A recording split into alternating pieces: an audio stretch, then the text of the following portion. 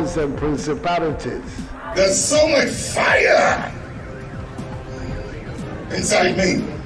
Tragedy struck when part of the largest hillside at the kosher rubbish dump collapsed. He goes about approaching this gate.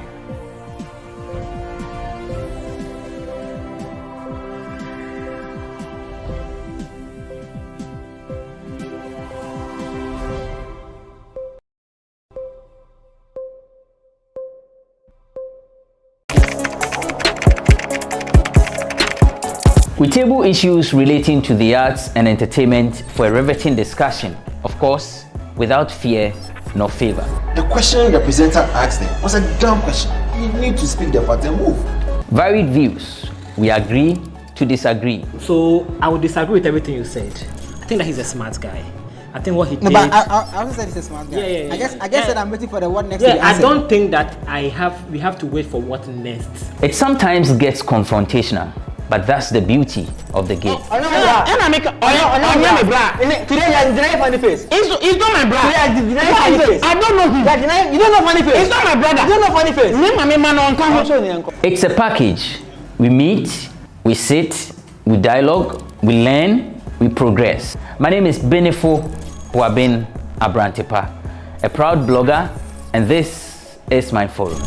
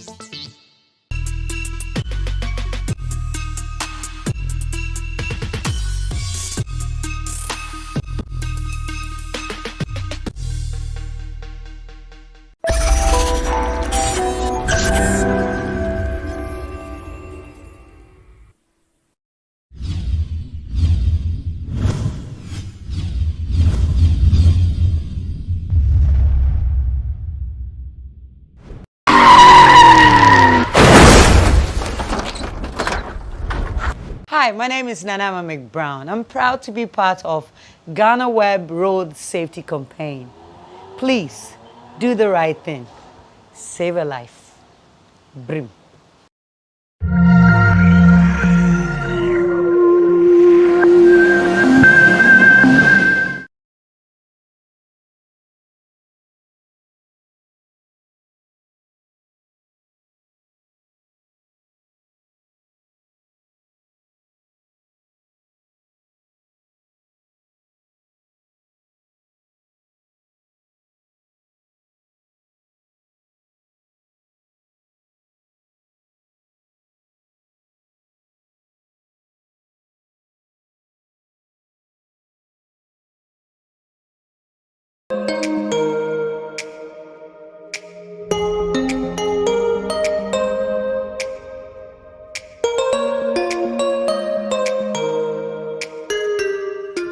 This is the luxury beach resort, which is located in a town called Botiano, which is not too far from the Kukru.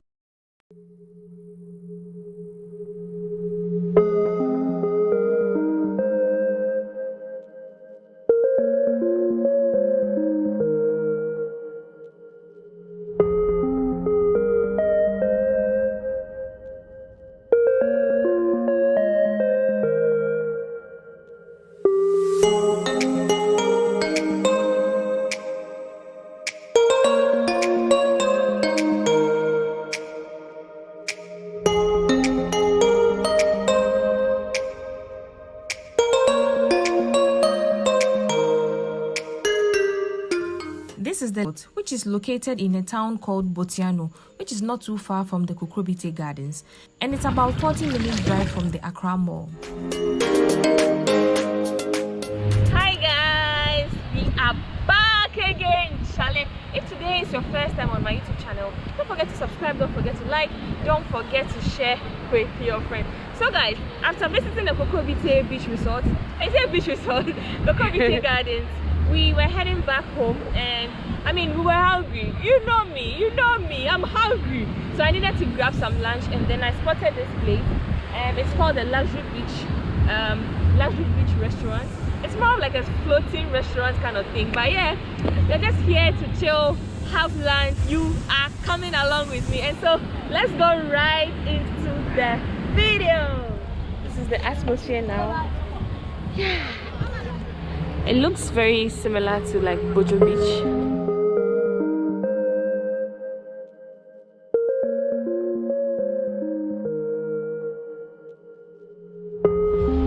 So guys, this is so unplanned, so unplanned, but yeah, let's see how the place looks like.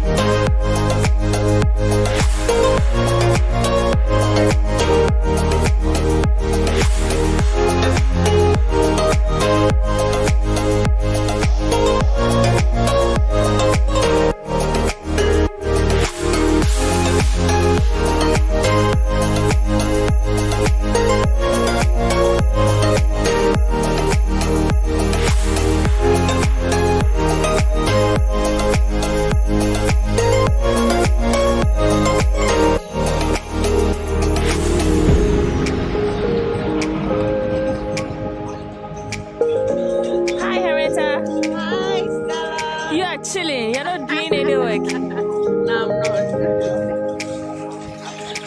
not. Guys, so this is the work I'm doing. Work hard, girl.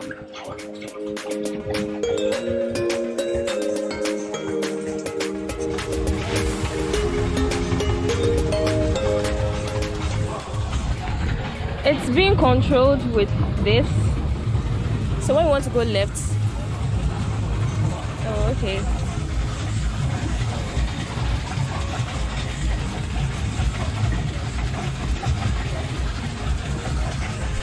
Ilonia, what's your name? What's your name? Come again. Wonder. Hey, Wonder Man. Guys, this is how smooth. Is it very deep? Not that deep. Ooh. I can see some rain fishing ahead here. Let's see how it goes.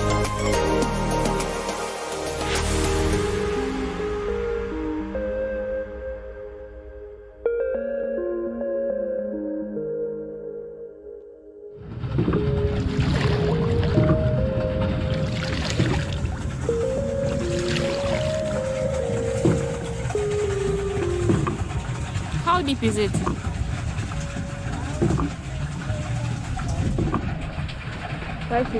Oh, it's not deep.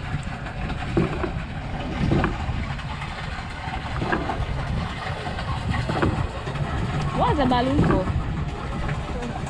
Just to show the direction of the wind. Just for deco. Guys, can you imagine? This balloon is just for deco. If you would want to visit the Luxury Beach resort, is it resort? Yeah, and you don't want to use the restaurants, you can come here for 10 cedis. It's just not too far from Bojo. Bojo is way ahead. Yeah, so this is the atmosphere now. It's quite beautiful.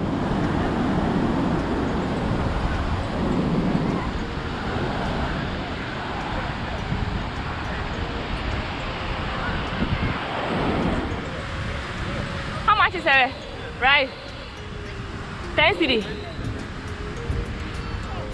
Come.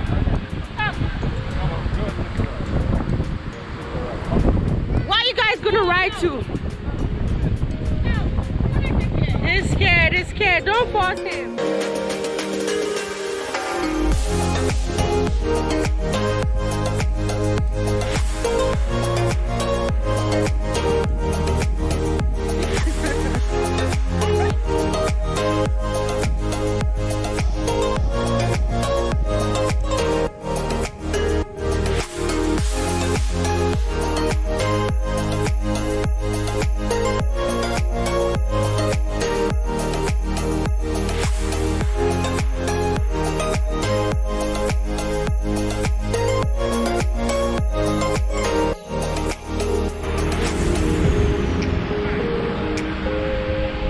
What's his name?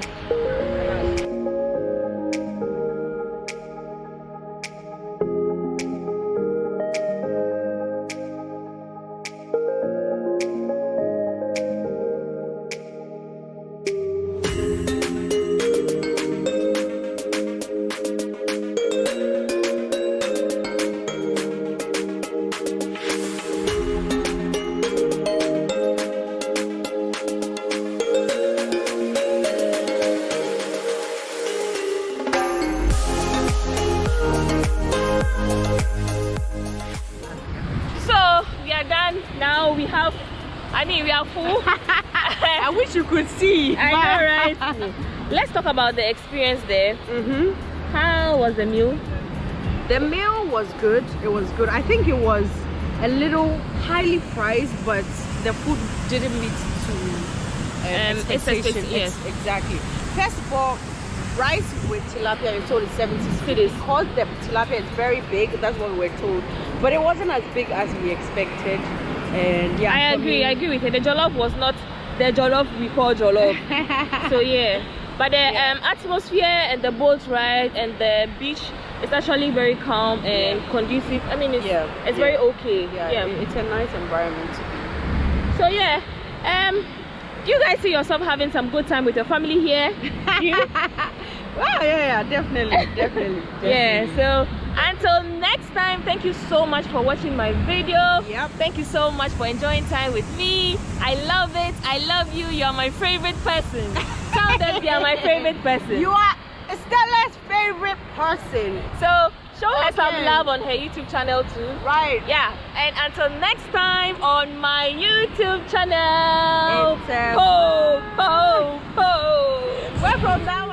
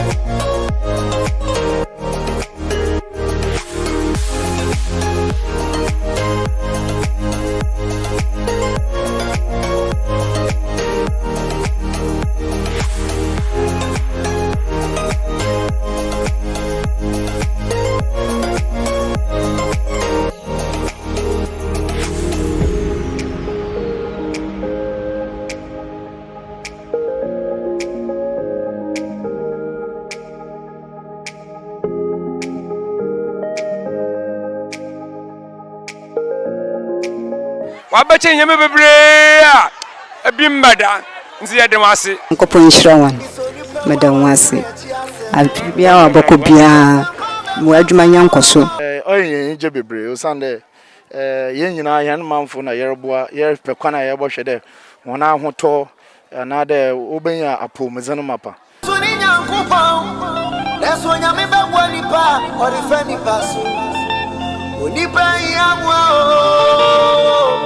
Se when ji ye dwumadi ho na se onyanka crime check abusuako no a ye be sure se I will subscribe na se o subscribe wi a adoma bi won chen mi aso se ne be ya dwumetie biara ye de beto ono onsa beka na won so betimi ahwebi 21st clinic say ebas every usisi mu kono a woto ase ho no ntina fa wosrem ekosi wo na ase ho no ebo betimi atutu ama wo ankasa wo hu ba bi enye enti 21st clinic wo mu na yes sciatica expert e wo Ghana ha wo mu de bibiduro so ho abibiduro ankasa ene besan ya no masa de machine aka ho ya de abibiduro ka ho ne asa de wato machine so ya san ya o massage bi ya wi a herbal treatment ya de awono ama ho e sciatica 21st clinic na ye expert a wotu ase Ghana ha ba bia wo mo ho enkran domi market wo ho heavy do dan ni mo ho ena kuma senso ahia wudu session so wo mo na nue dwabo so wo mo ho sunyane ni wenchi ni ba bia nkranza 0540311311 0540311311 na 21st clinic wo mo ye sciatica expert. You are here for Yamamunyina Akwaba and Crime Check Foundation. Ye name ye general charity series ajuma ye ewo oman mu ha.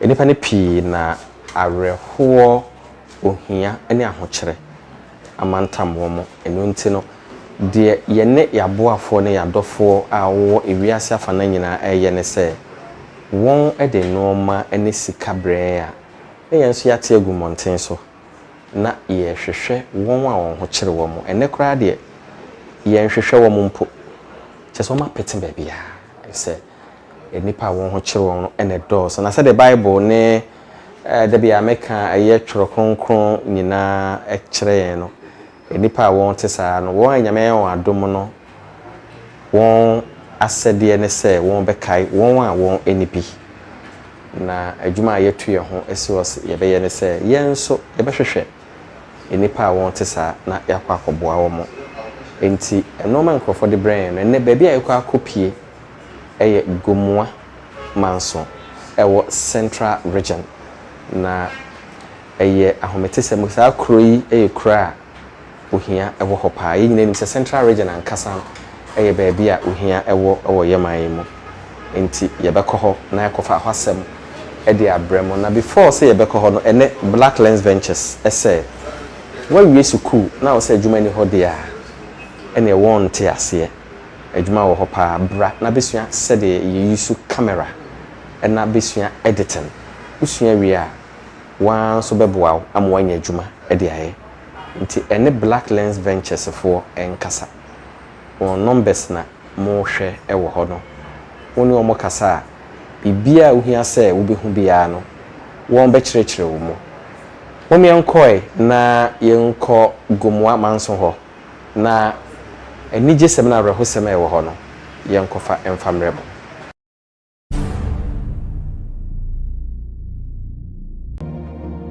So today I'm on a plot of land, not just a plot, a 40-acre plot of land around Oyibi, Old Sasabi. It's between Ubuntu Haven and Apollonia City of Light. You hear the names?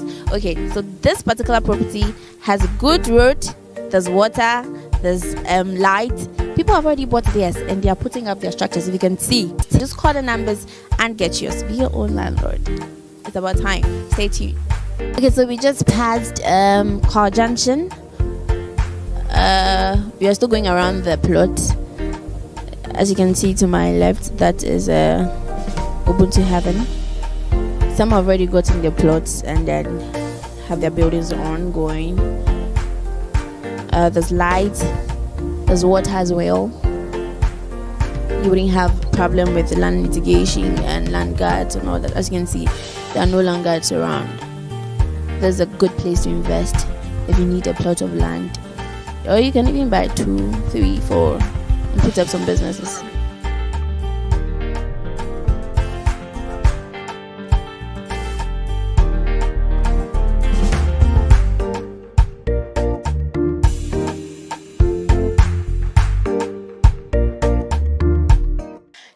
Yet for now, Yabema Obibia Aquaba Crime Check Foundation for a year Jumedia in Pimpino. Yaba Central Region say Yaba Bayano and no be and a day and Ababe PM our Hanum say. Prior was so important, Mrs. Sia a year.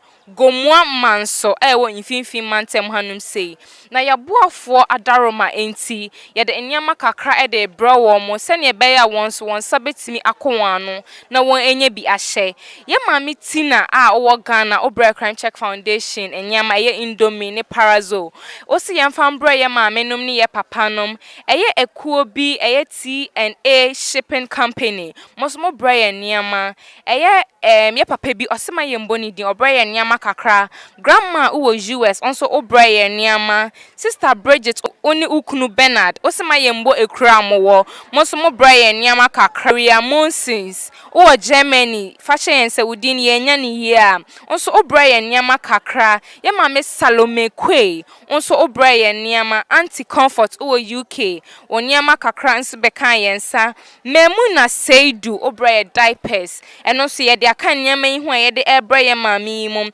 Auntie B and daughter Rita Monsomo Brian Nyama kakra Mr. Prince and wife Bridget Monso O'Brien Nyama kakra Mr. Dakwa also over Virginia USA also O'Brien Nyama Auntie Linda Owusu over Holland Onyama wo de Brian ye de akansa nyama ye ba be chain home ye mama Margaret Ofosu O'Brien wheelchairs bi and working aids bi ye de eba be support ye mami Olivia also O'Brien wheelchairs kakra enye monso monko a Mrs.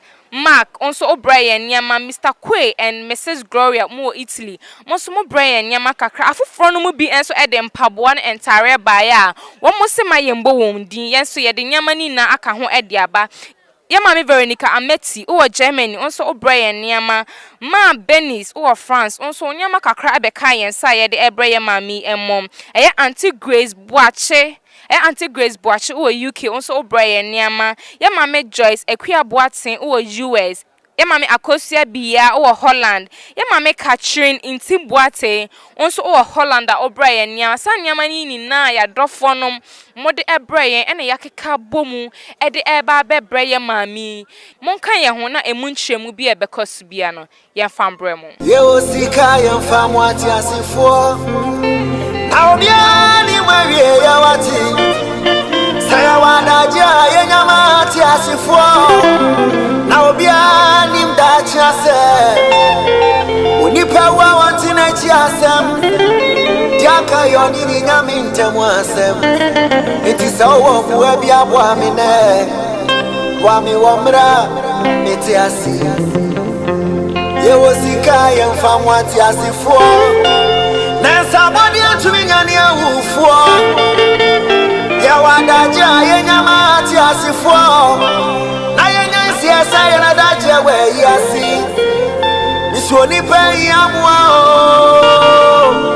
Onipe Yamwa,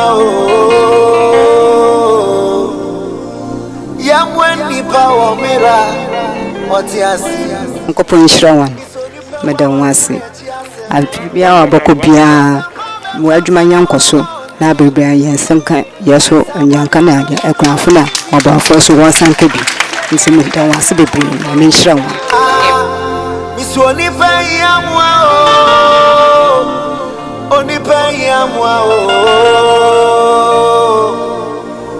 yamwa ni power mira odopa mi misi e wasika yamfa mwati asifo na obia Mwe yasem Saya wadaja ye nyama ti asifo Obiani mdachi asem Misoni pewa wanti nechi asem Diaka yonini nyami ntemu asem Enti sawa mwebi abu amine Wami wamra midopa mi Misoni pewa wanti nechi asem Otiasi wa yari mufani ukra Nansweda bamu ube babe fanunu Mokwa na muni mtumeka Iswani pe yamwa Apepo ya akupa mwa Na yenyo yenchara Na bibiusi mbedo Apepo mla Yande wase Nia wade fifi na fem Jonya kwa for TV jina brani. Yasi bafu papa suni nyankupa.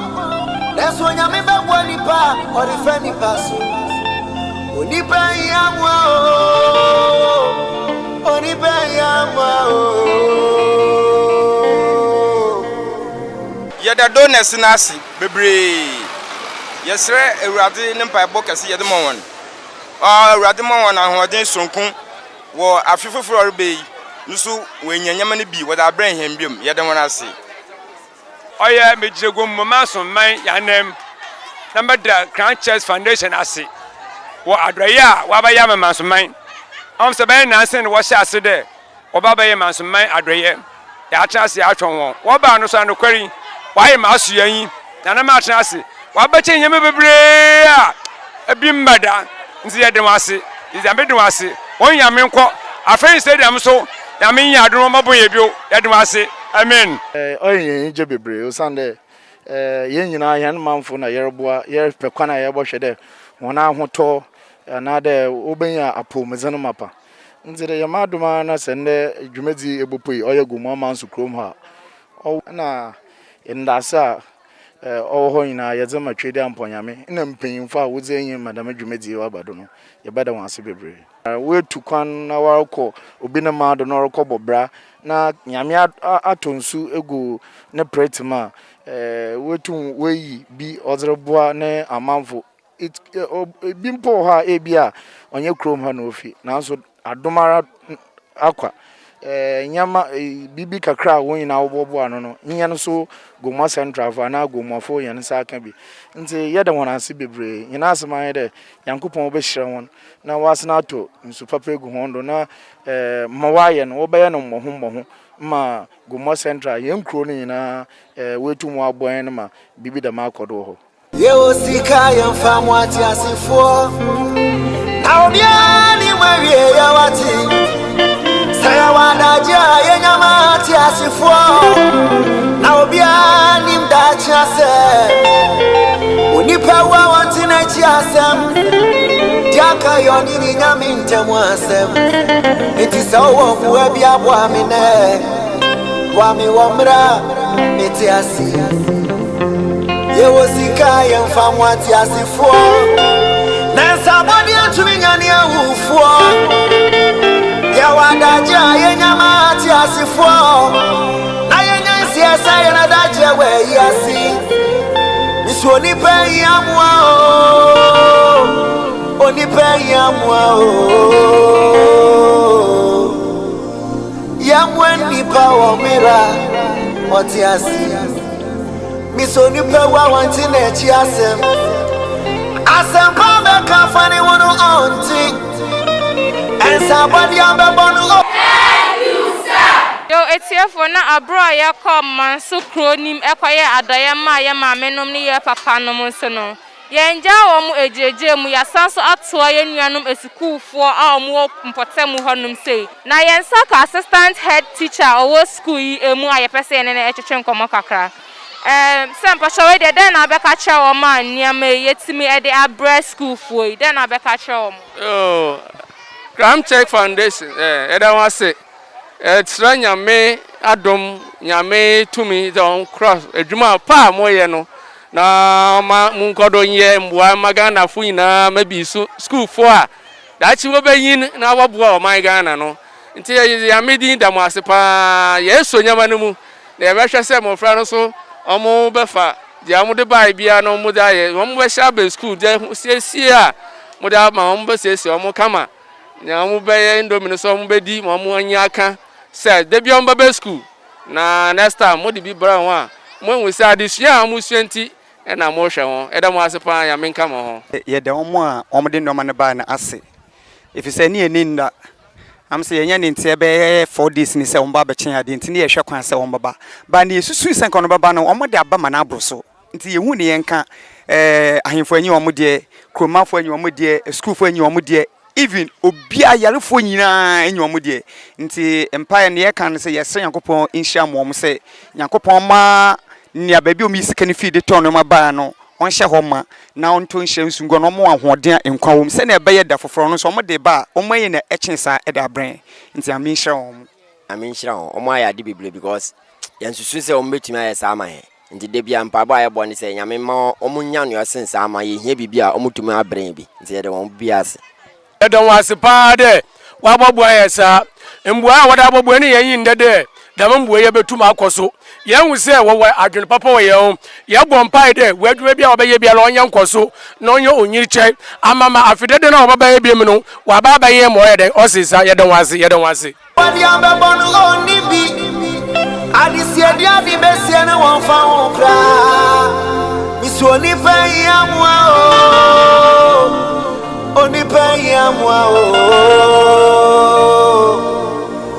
yamwa ni power mira odopa mi misi e wasika yam fa mwati asifo na obi ani mwe yasem say wadaja yenyama ti asifo obiani mdachi asem misuoni pewa wantine chi asem diaka yoni ni nyami ntemu asem eti sawa kuwe bia bwamine bwami womra midopa misuoni pewa wantine chi asem otiasi wayari mufani ukra Nansweda ba mo wo be ba be fanoro monkwa na munim tumeka isoni pe yamwa o oni pe yamwa o mami yamwa ni pa wo mira otia you ati fo nyina ye ho eye neje seminar reho semi odi bia na nyame aye wadom ade bi wo ha sika bi wo hokra wo umbu no ma bi wo ha wo umbu ye kohwe ame ehu se wo bi na abuso a entum na de ofo se enye no obi nya wadi bronya bia opese wonso obeka dwumadie hu ye village charity series no beka ye ho na yenko nkra yenko boa won a won eni bia da mo nyina ase da se ne yankopon ma ho kwan a ye besan aba mo chi wadi ambebonu onibi adisi edi adi besie na won fa won kra misuoni pe yamwa o oni pe yamwa o yamwa ni power mira odopa mi misi e wasika yam fa mwati asifo na obi ani mwe yasem say wadaja yenyama ti asifo powers and principalities. There's so much fire inside me. Tragedy struck when part of the largest hillside at the kosher rubbish dump collapsed. It's going to be fun to see how he goes about approaching this game.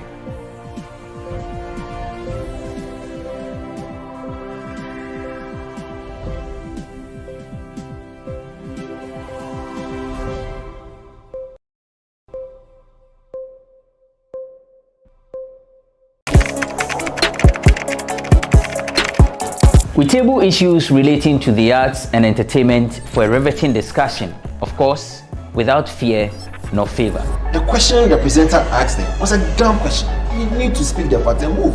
Varied views. We agree to disagree. So I would disagree with everything you said.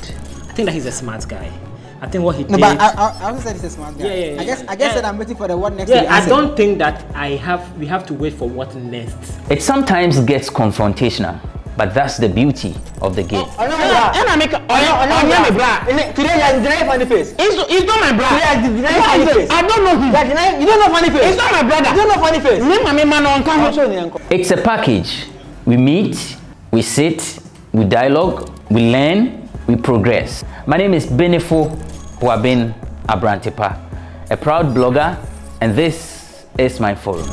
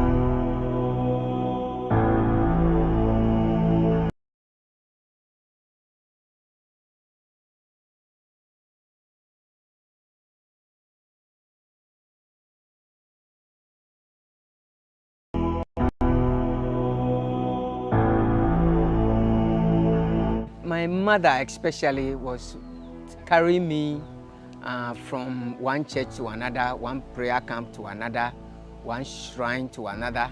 We prayed for, but we came back home, I wasn't healed. I crawled in the sun, and I became so dirty, very sweaty, and nobody would sit by me because at the school, there's this mono desk where 2 people sit, and I was alone on my desk. When I got back home, I told my mother and my father that I think that it's okay. It's okay to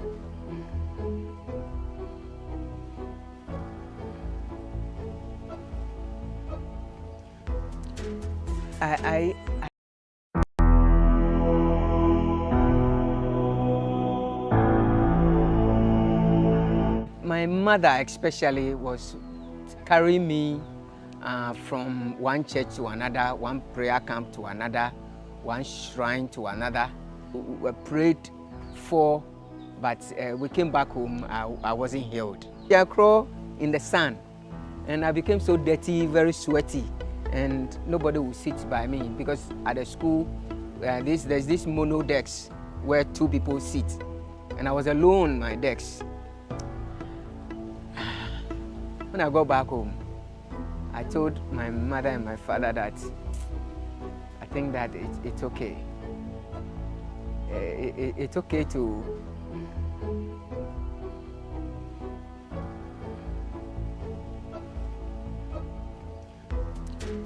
I told them, why am I going through all these challenges?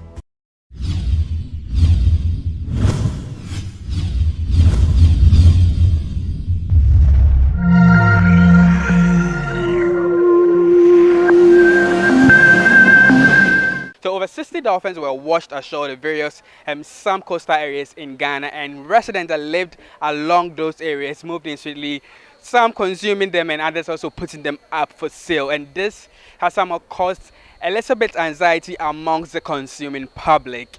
GhanaWeb visited Malata Market in Accra to speak to some of the operators, coastal operators, to find out how this development has affected their business operations. No kwenya memory yase fish abegu emponano enye ye hamponano na begu ye kura na egu ba bia e wo se den e ba bia ne ye ne ma ye ton ye fa free temahabo nti se temahabo na bia ade ne free na abade a ye ne ye kwa ye ntompo ano nam ye to de abage dada ye nto ade ye wo fomfom ba bia na ye kokase enam akoto ye bia ayese nti se obi ne nam asoa enmo na ade ba me ntime nyi ngumi free dum wo se me fansha akra no kyena wa bagye akra me ntumi nye saade no nti ye customers de no kwanya menum nye nam wei e na be say market no the market de se na ye to no saa na ye to no ano de ya te se BBC happen but your customers on bahano obi ani wa complaining about it and your marketing so se na ekọ no saa na ekọ but I acquire se niam na touch market quarantine ama market no move se na a move canino, but Nina Danyamias by fishing it dear. Yen ya had a been drew higher. I think so. And our customers and so Obia knew our complaining about fish beer bar near the yeah. And yen ya had a business near normal. Sena Kona Sano. By Obia of Biano Casawati, by market ya the young say beer happen wa ha. By customers, I or more matter on board movies near see I had a bin here. So upon interaction with some market women here who solely deal in fish, they tell us that, well, this development has not affected their sales because their customers trust them to do genuine business. My name is Desmond Frimpong, reporting for GhanaWeb.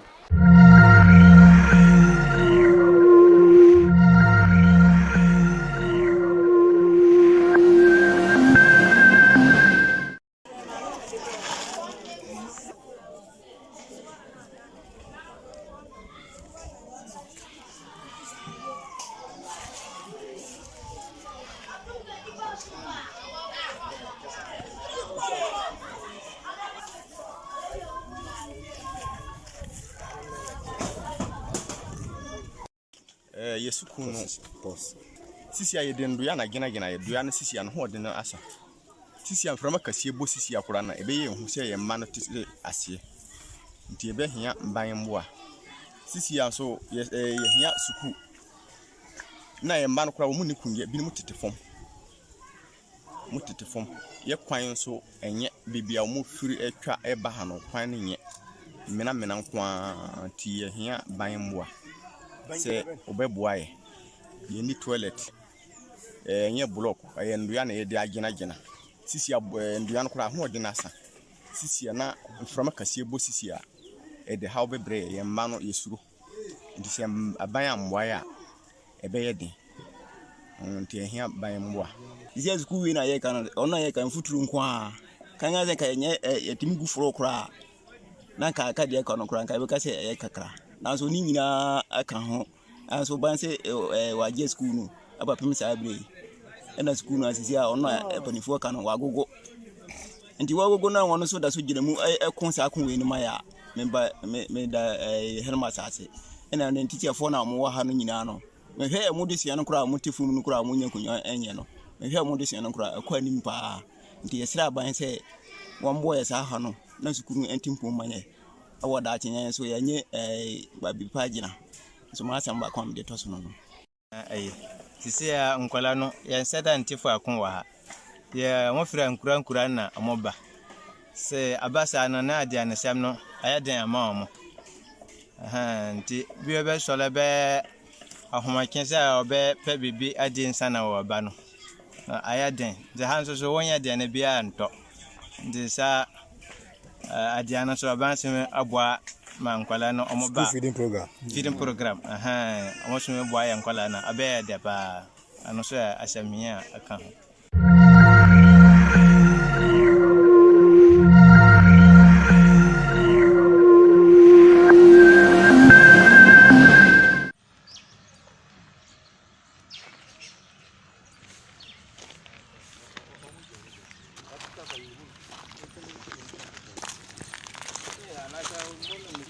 Said mistake for mountain on a mountain cabin. Let us work our money to man. Even if our moment to make a baby.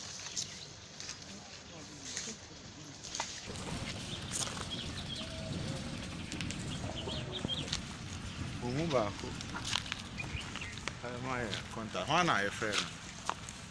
But or no.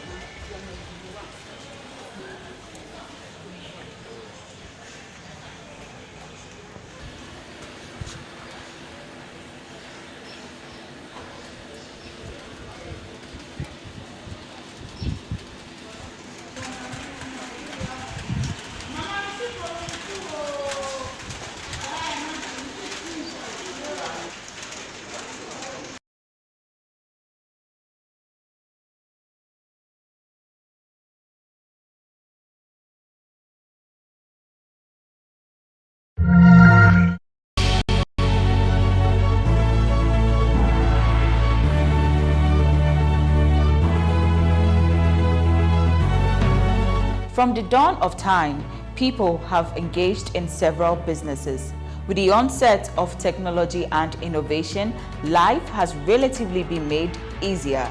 By using debit or credit cards, mobile banking. Thank you. And your favorite, mobile money? Tech has indeed married business. On BizTech, we spend time with faces behind known and upcoming businesses in the country. Learn more about the new technologies and innovation, as well as find out about the trending issues in the world of business. Join us as we serve you with a variety of compelling interviews, projects, and others right here on GhanaWeb TV.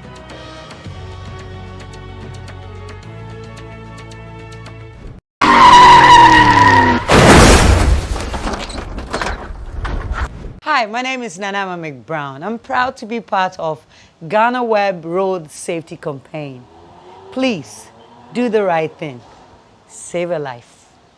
Brim.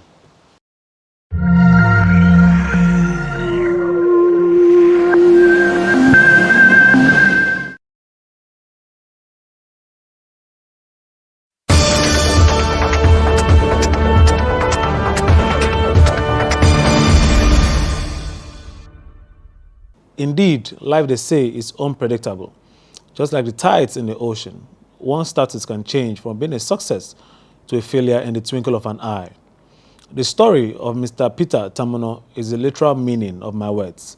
From being a fairly successful businessman, his life was dealt a heavy blow when he was given the wrong prescription to an unknown ailment in the year 1999. His life became miserable as he lost a thriving business, family's legs. We share his life story with you. Join me. We are now at the Kwame Nkrumah Circle here in Accra, where we'll be speaking to a businessman. Well, he used to be a businessman in the 80s, and business was going on good until, of course, 1999, where he had to experience a very, very sad ordeal. He went to the hospital after a few injections. He lost the use of his limbs, basically, and he has been paralyzed basically for almost 20 years, if I'm not mistaken. Mr. Peter is here with me, and I'll be speaking to him on what exactly the journey has been for him, being a man physically challenged in another man's country. Peter, good morning. Good morning. Kindly, I know you've spoken to me basically about what transpired in the 80s and where you were born and how your life was growing up. But for the benefit of our viewers who have not heard the story, tell me, what happened? Where were you born? Where did you grow up? How was life for you growing up in Nigeria? Well, I was born 7 July. I was born 7 July 1952 in Benin, UBTH. I stay at the Delta State in Nigeria, in Delta State. So I was there, I was schooling, do business. If I happen that I found myself in Ghana. Before you get there, how was life growing up for you? Were you born into a rich family or into a normal, moderately rich family? I was born to it's not rich, but it's normal family. It's not rich family, but it's normal. And how many siblings do you have? I have for my brothers and sisters, we are almost 9, and one died. Sweet died. To elect 8 of us, and I'm the senior boy. I'm the senior out of the 8. For my father, my father has 3 wives. The other one gave him about 5 children. Other one gave me one. A part of it, we are one's older than me. That the girl called Mercy. After that, I'm the oldest. But for my mother's side, I'm the oldest son. And my family was normal, and things were going well. My father was a farmer. My mother was is a cook at College of Education, Delta State, before I went to university. My mother was working there before he stopped. My father was working as a driver in College of Education. It was before he turned to Delta State University. My father died. my father, life became miserable. But before that, I'm already in Ghana. So what year did you come to Ghana? I came to Ghana in 1984. So tell me about your time in Ghana in business. For a team square, I've been buying shoes, lady shoes, and selling it, sending to Nigeria to sell. But 1999, late 1999 to year 2000. Before you go there, was business booming? Were you enjoying success while you were doing your importation? And so give me some details. Was it Kumasi or Accra? Which part in Lagos or Nigeria were you doing your business? I'm buying the business shoe. I'm buying it from many parts of Ghana and Kumasi, and so all the Jesha villages. I was sent to Lagos, Papa, to go and sell there. That what I used to do. And then how much were you selling one shoe as at that time? But I don't know. But the currency now is the currency that time the naira, it was moving fine. Even when I sell one shoe in Nigeria, it's a big money in Ghana here. I used to buy plenty, and so it's fine. It's not like in Nigeria we change our currency. Yeah. But then we change our currency. So I used to save one shoe of 5 naira, and it's a big money. Yeah. And then 5 naira, 1990s. No, 1990, yeah, 1985, 1986, 87, 88 to 1990. And 1991. In fact, things were moving fine. So things were moving fine from 1999, from 1991. You did your shoe business until when did you stop your shoe business? It is where I get sick.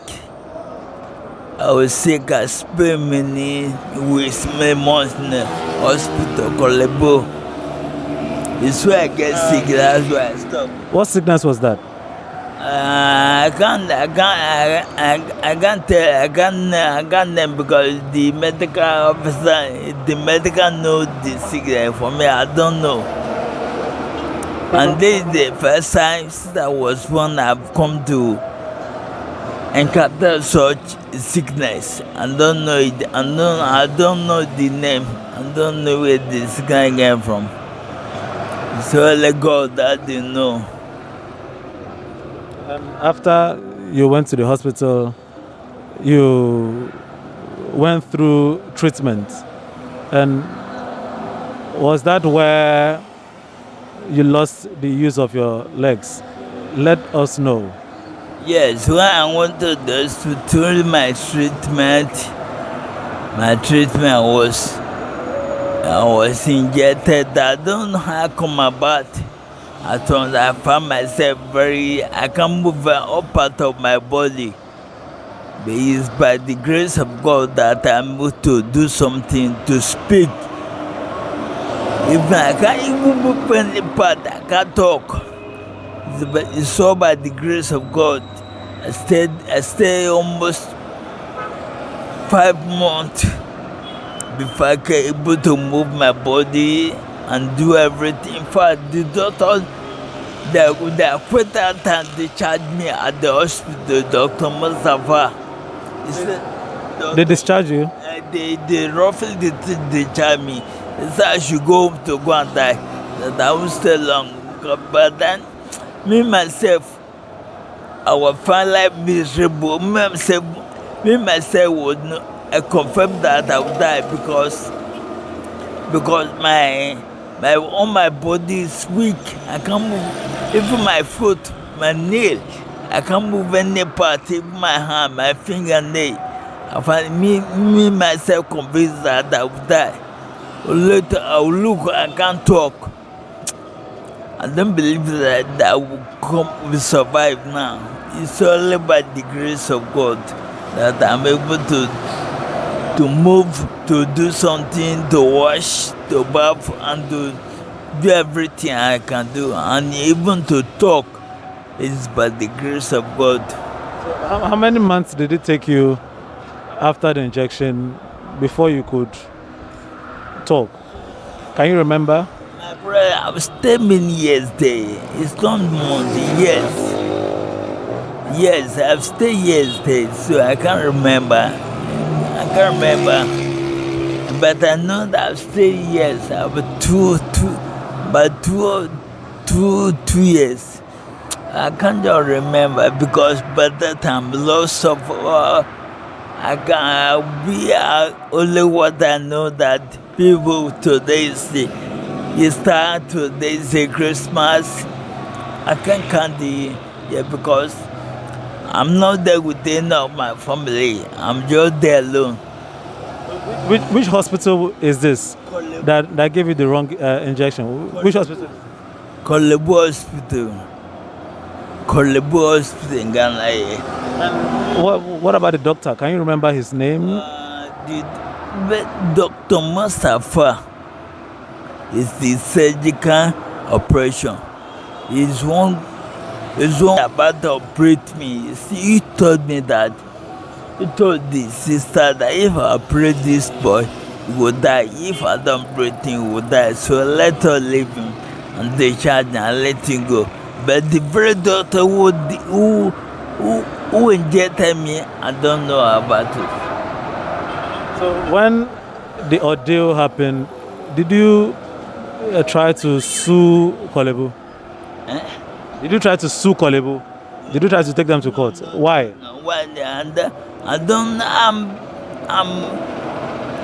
I'm in most care of my life. I don't know whether I will die or whether I will live. So my mind is something about that.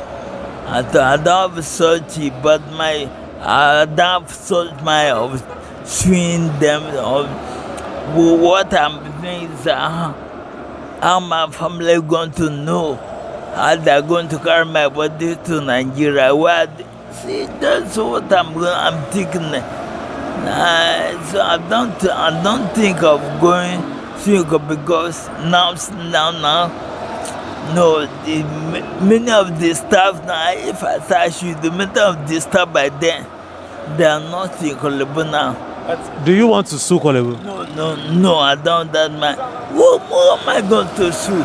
Most of the staff by then, they are not. They are not there. Most of that died. Most of that left. So what am I going to do? I don't have such machine there. My mind is that I always thank God for restoring my life. That's what I would do. I'm doing. So tell me about your own family, your wife and your children. Were they supportive before the ordeal, and where are they now? None of them know. No, my wife thought when he saw that I'm going to die, she left. She left with how many children did you have? I have only one girl and one boy. Finish. They left without telling you anything? The children go. Crowd not the children go. He said that I'm going to die. I'm not going to live. For my brother, when you see my state, then you yourself will convince that I will die. I can't talk, I can't do anything. If I will sit on wheelchair, they will take something to turn me around. So I can't, so that I can't fall down. I can't hold myself. I can't do anything.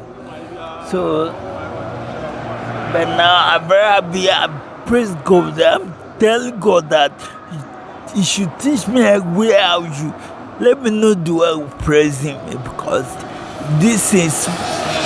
And secondly, when I went home, about this, when this happened, I went home. My brother and sisters were crying. They would think of it. So I was at Lagos. Papa, my brother came to me, my young brother. He said I should come and stay with him in Asaba, Delta State, the capital of Delta. I'm staying with him. No, that this man is planning to use me for ritual.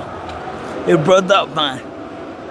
Even though I can say my mother he knows because since I'm there with this man for many years, my mother won't they call me that Peter how are you? But yeah, I'll be calling my brother's wife and children, but then so my brother wife asked me, Peter, do you have any grudge with your mother? I said no. He said Peter that the wife told me that will look you so useless because you are staying with your junior brother. It's a very big cause in Nigeria. If you stay with your junior brother, damn it, that they're not to do anything. So that day I wept. When I was sleeping one day, when I dreamed that somebody called down my brother, they have self-control, they gave me one room. Somebody entered my room to use pillow to press me. That when I wake up, I was sweat, I was praying to God. After my praying, I just realized on the bed, I was thinking about it. I saw that my junior brother opened my door around 1 o'clock for midnight. Opened my door secretly, but they hid because they were very tall. I said, Richard, what I do? My just run away. Run to his room. Then I get to know that he was the one I dreamt of that going to kill me. Okay, since I've left Nigeria to Ghana, this man have been worrying me, troubling me. Even for night, I be coming up. I be seeing clearly. I be seeing clearly. One of my, in fact, I be seeing clearly before with me. He said that I've run away from Nigeria, that I've come to Ghana, that I will see something. Fight with me, but the grace of God, the God who knows, He has preserved my life to this time. I didn't believe it. I can't believe it by myself. Because if I tell people that my yes, and they look at me and say, Peter, how do you come about it? I say, it's God that is doing all this thing to me. How old are you now? From 1952 to now, I'm getting 70 plus now. You look young for 70. Yes, that what type of this is that I look younger. I see you should ask Jesus. So your wife and your children, have you made attempts? I don't think about this thing again. I'm thinking of my life. They asked my brother. They said that they have been seeing them. They don't follow their mother. Their mother they are pregnant. I said so. They even asked that they want to come back. I said, come back. I'm very sorry. You can't see me. You can't see me again in Nigeria. I come back to stay with him in Ghana. I don't have anywhere. I'm staying in Ghana. I'm staying on that bridge here. So how old are your children? The first one be about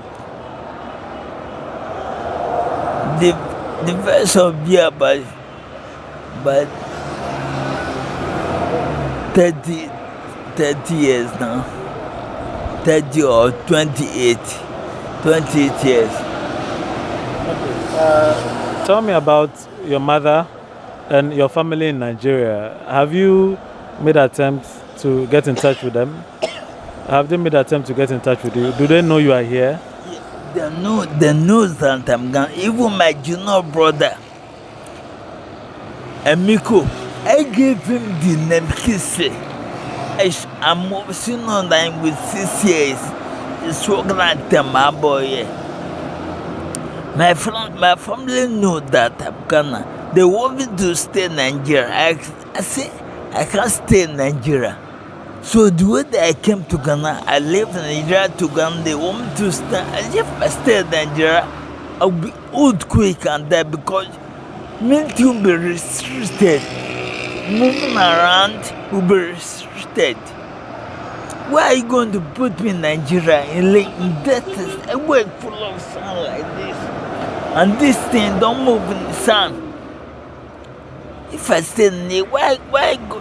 I don't think of where I didn't go to put me. Sun, the road is sun.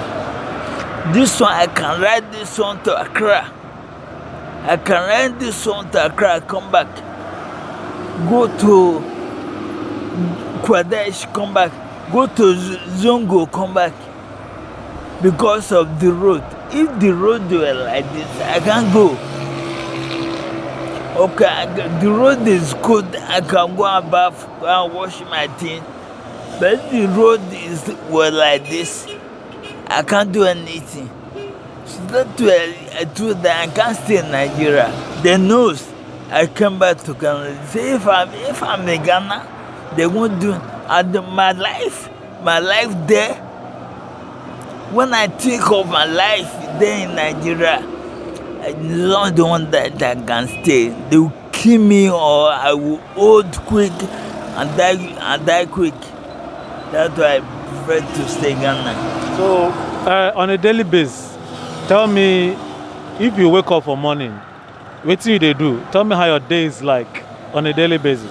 Thank God I have some business I'm doing. What do you do? I sell earpiece, charger, cover. So you stay at one spot, you don't go out? I stay when it's time for service, I go to service. That's church? Church. When this is 5 o'clock, I pack, I go to bath, I go fit my clothes that get dirty, I wash my clothes. So apart from the obvious challenges, which is movement, what other challenges are you experiencing as a physically challenged Nigerian over here in Ghana? Do you get robbed often? Robbed? No, I don't get robbed. I know that the road in Nigeria is different from the road in Ghana. Most of parts in Ghana, they tie the road. They give me more respect in Ghana here than Nigeria. Nigeria, I can't do my wheelchair and move on the street day. But this way, if I'm good, if Israel see me, it will give chance. If policeman see me when I'm coming, it will try to stop, move car away. So I feel more enjoyment in Ghana than stay in Nigeria. Do you know there's a Nigerian community in Ghana? Do you know that there's a Nigerian community in Ghana? I know it, but it's too far for me. Their commissioner, I know that their Nigerian community, but it's too far. It's too far for me.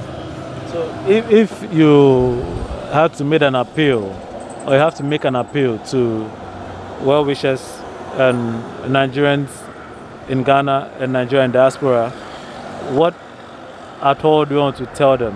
What do you want them to know about you? My fellow brothers and my fellow sister in Nigeria, who are living in Ghana here. I'm appealing to them to get me a wheelchair and a place and to increase my business, to get me support so that I can increase my business. I can get something to feed myself, and they will help me. They should help me for place to accommodation. Thank you. Mr. Peter, I really appreciate you. I really appreciate you speaking to me, and I mean, most definitely, your cries will be heard. And I mean, that's it.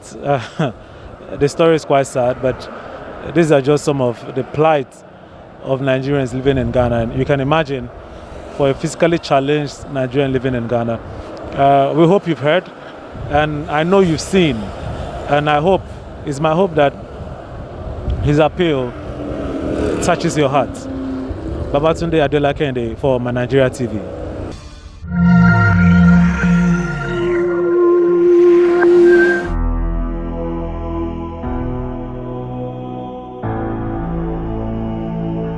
My mother especially was carrying me from one church to another, one prayer camp to another, one shrine to another.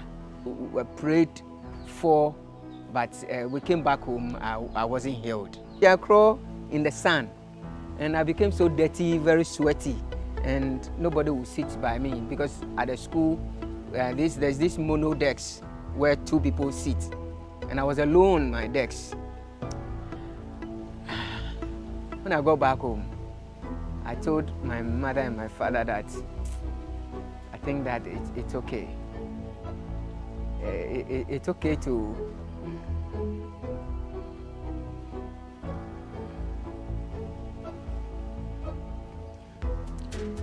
I told them, why am I going through all these challenges?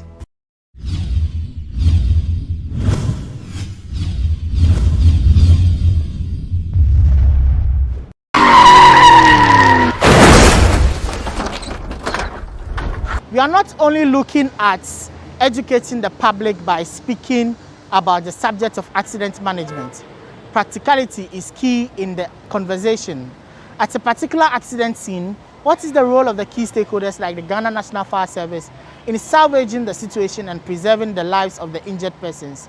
We are here at the premises of the Ghana National Fire Service with some fire personnel who will be taking us through the practicality of what they do on the grounds. This is the GhanaWeb Road Safety Campaign Series. My name is Amos Eko Kofi. When it comes to anyone who had reported or disease, what happens is that the police are the ones that are supposed to be in charge. But then if the person is trapped, we will extricate the person wholly and then bring the person out and then hand over to the police. And they will take custody of them. They act as coroners. Certain investigation will go on before they will now hand over to the family. We cannot get that scene in demonstrating that. Reported cases, maybe we need to do first the ones that are alive, and then later we can simulate for somebody who is reported also. We'll block the access where vehicles will be coming to the scene so that they will not be able to come. So all these ones will soon be blocked when our vehicle comes. Then first, we would like to remove some of the equipment for you to see the equipment. And I will go gradually in how we do our things.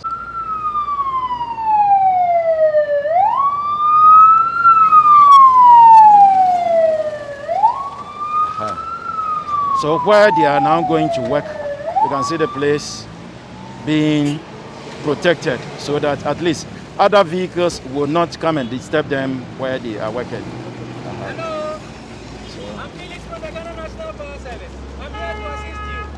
Hello, what's your name? What's your name? What's your name? Medic?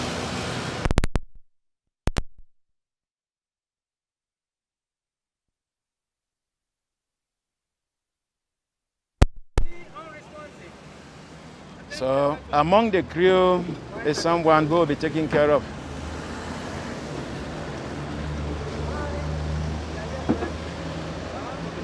Let me use the microphone more. Okay, right. Should I insert? Good work.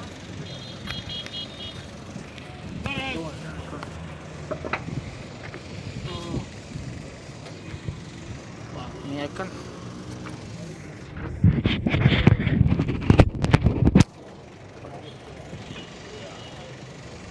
Guys, let's go, let's go.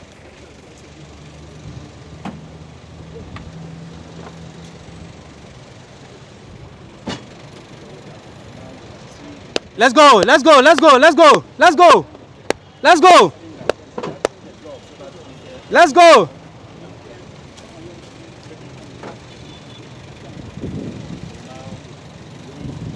All right, guys, come. After everything, you guys, come. Good. Now, go to the back, take the head so that Bano will continue from there. Let's go. Through here. Yeah, go, go, go.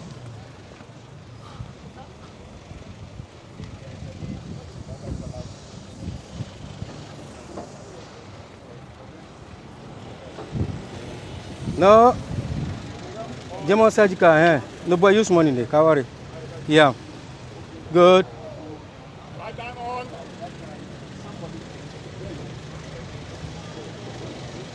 Left hand on. I got ahead. Good. All right, guys.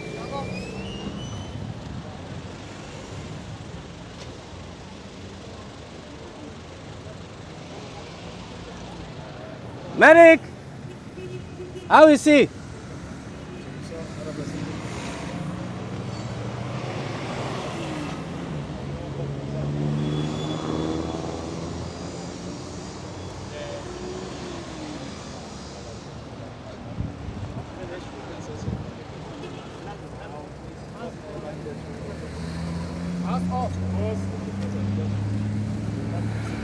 Lombard.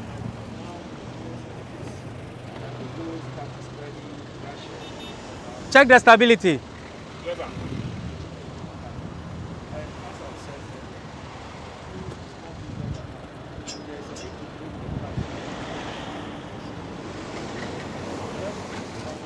Yep.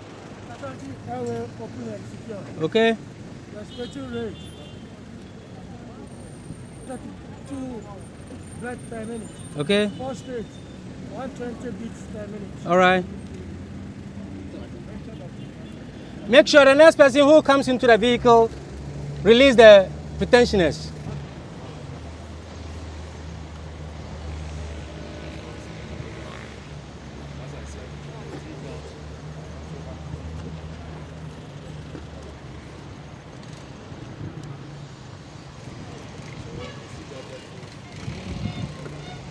And then another remind, make sure you sing one song.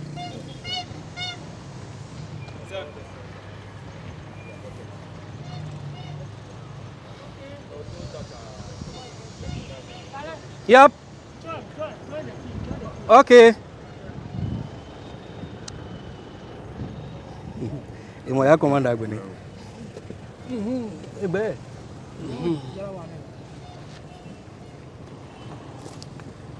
Good. Yep. No, he should get ahead. Yes. Okay, more issue. No. Because he's not in gloves. No, but how often? Kawari. Nlemo say. Both hands on. I've got a head. Hands off. You have the head. Good. We are bringing him forward. I will do that. Okay. We are bringing him forward 5 inches. Ready, brace, move. Good. We are bringing him by the shoulder onto the longboard. Somewhere in here. Ready, brace, move. Rest. Which way? Both hands on. I have the head. Good. Direct more. We are bringing him onto the longboard. Ready, brace, go. Good. Now stabilize. Good. Yeah. I want you to get the shoulder so that Okay, someone at have the the end. head. Mhm. Now let's slide the casualty. Sliding the Okay. casualty up the board about 1 foot. Ready? I'm going Brace up. Rest. We are going again about 1 foot. Ready? Brace. Move. Good. We are coming. The final stage. Have you got the leg? Rest. Okay. Good.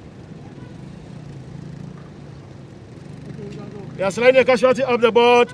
The final stage. Ready? Brace up. Now let's rotate the casualty to the right side of the casualty. Ready? Brace up. Good.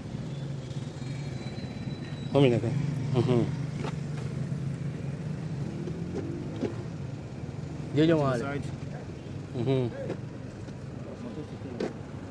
Good.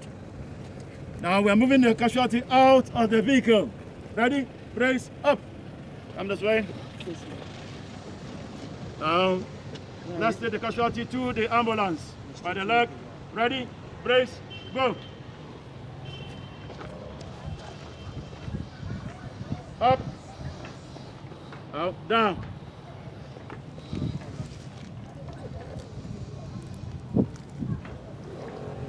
That's okay. That's okay. Okay. At this point, if the person needs further treatment because ambulance is not ready,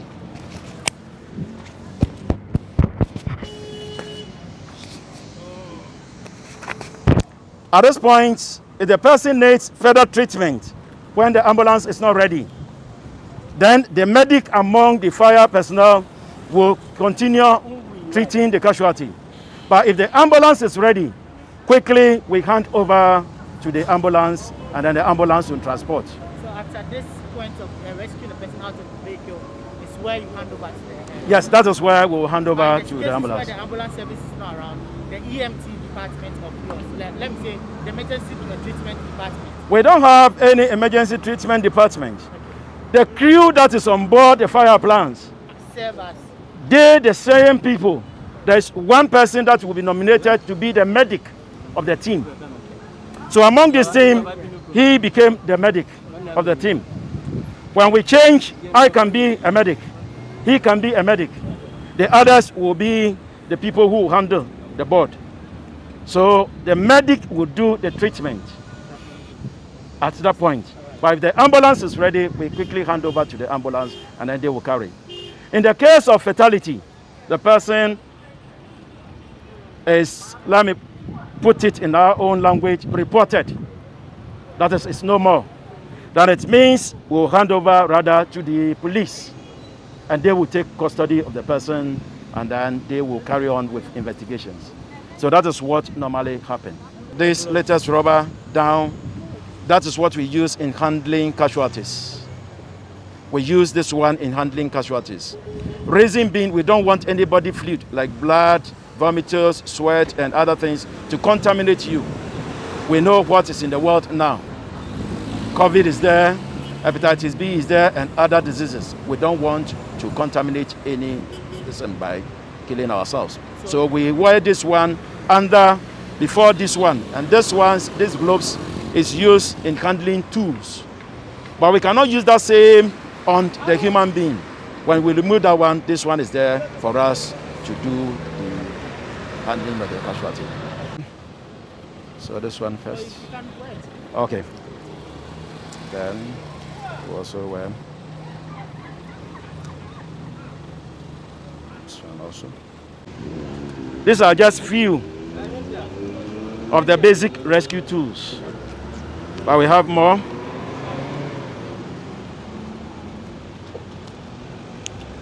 This is what we call the power unit, and that adds pressure to the fluid and that works the tool. And we will be demonstrating one for you to see. This is a dedicated cutter that is used in cutting metals and other things that will go through the jaw. Then we have this one, combination tool. That one can cut, can spread, can crush.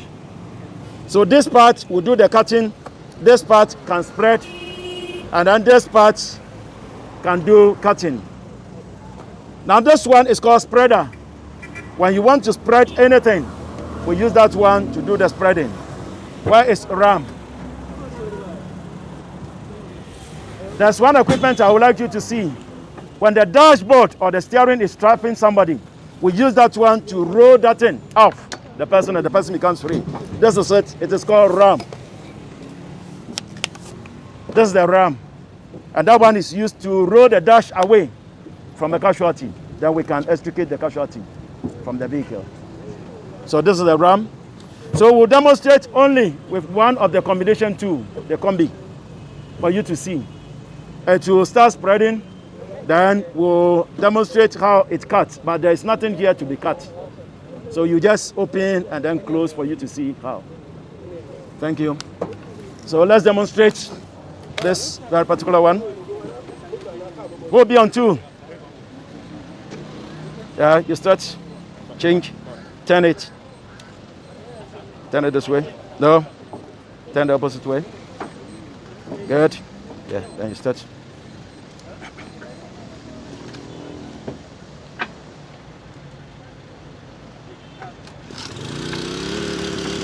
The tool is on now. So he is going to demonstrate. You pick the tool. The tool is on. Tool live.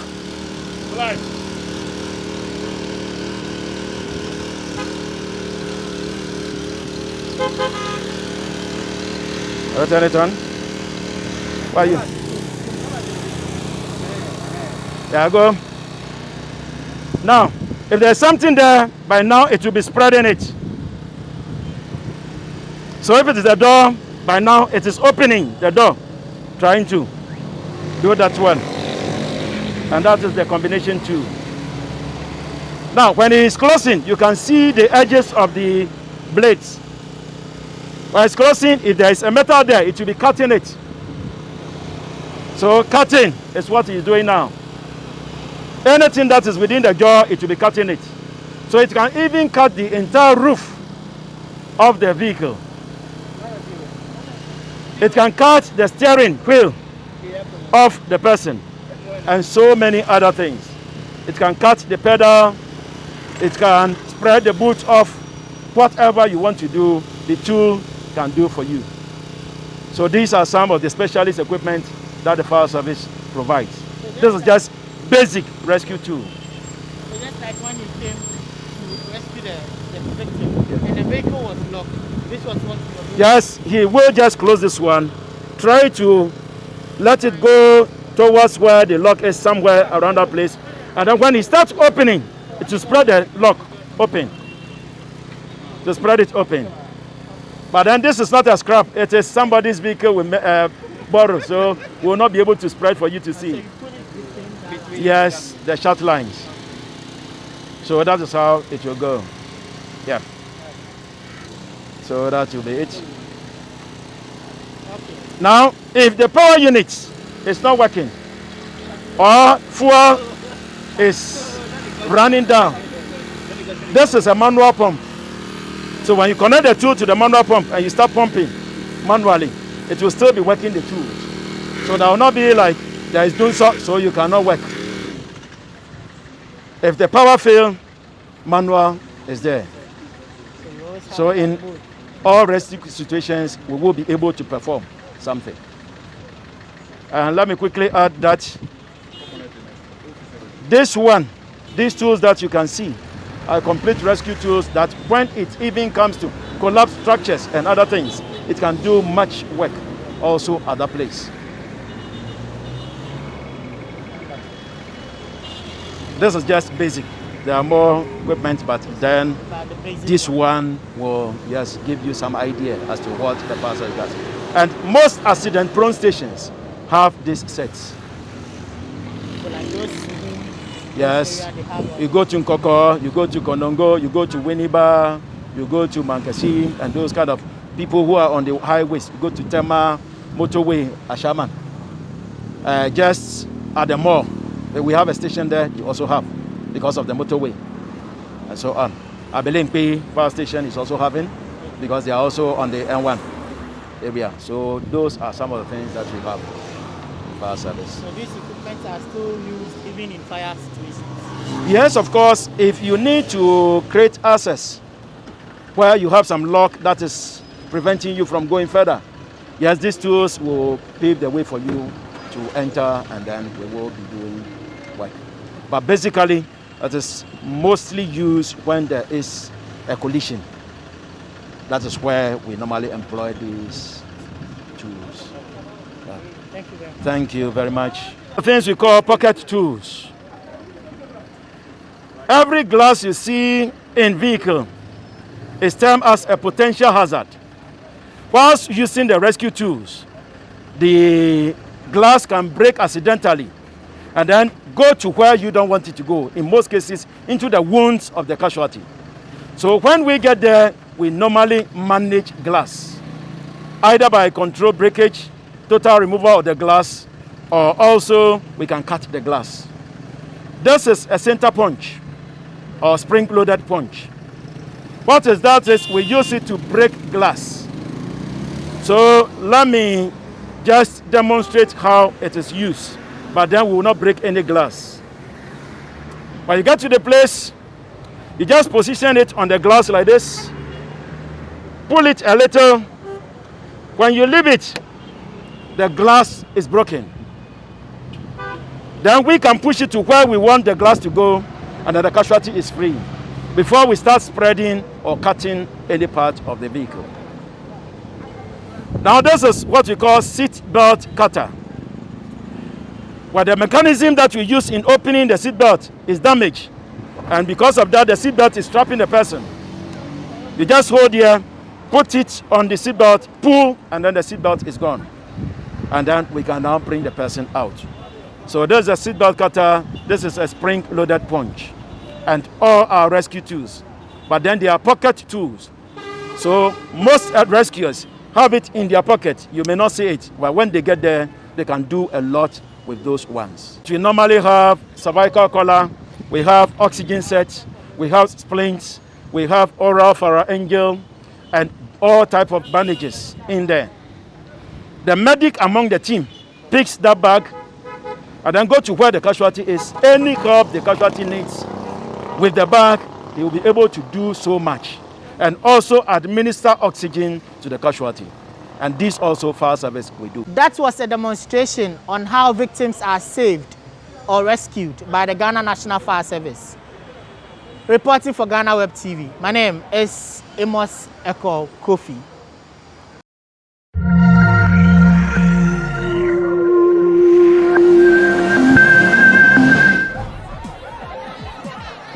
Powers and principalities. There's so much fire inside me. Tragedy struck when part of the largest hillside at the kosher rubbish dump collapsed.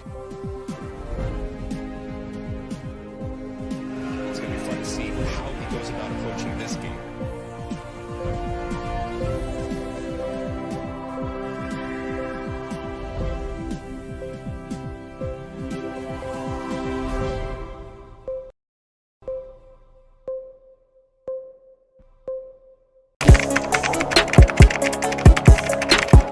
We table issues relating to the arts and entertainment for a riveting discussion, of course, without fear nor favor. The question the presenter asked them was a dumb question. You need to speak the part and move. Varied views. We agree to disagree. So I would disagree with everything you said. I think that he's a smart guy. I think what he did. No, but I also said he's a smart guy. Yeah. I guess that I'm waiting for the what next. Yeah, I don't think that we have to wait for what next. It sometimes gets confrontational, but that's the beauty of the game. Today you are funny face. It's not my brother. I don't know him. You don't know funny face. It's not my brother. You don't know funny face. It's a package. We meet, we sit, we dialogue, we learn, we progress. My name is Benefo Abrantepa, a proud blogger, and this is my forum.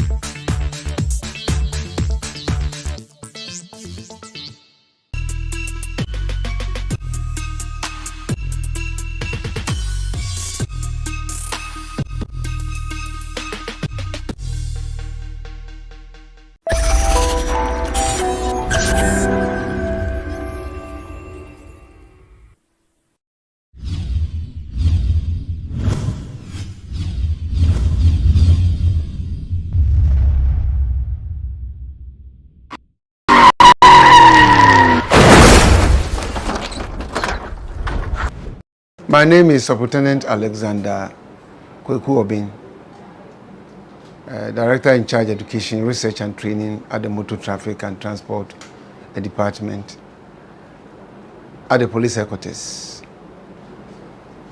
On the 22nd anniversary of GhanaWeb, and as stakeholders, we are proud to be associated with GhanaWeb Road Safety Campaign. And I hope all will also join, because road safety is a shared and collective responsibility. Thank you.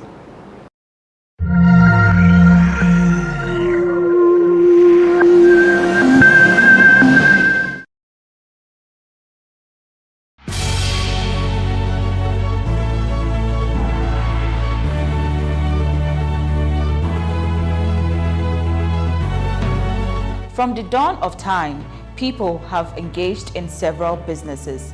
With the onset of technology and innovation, life has relatively been made easier. By using debit or credit cards, mobile banking. Thank you. And your favorite, mobile money? Tech has indeed married business. On BizTech, we spend time with faces behind known and upcoming businesses in the country. Learn more about the new technologies and innovation, as well as find out about the trending issues in the world of business. Join us as we serve you with a variety of compelling interviews, projects and others right here on GhanaWeb TV.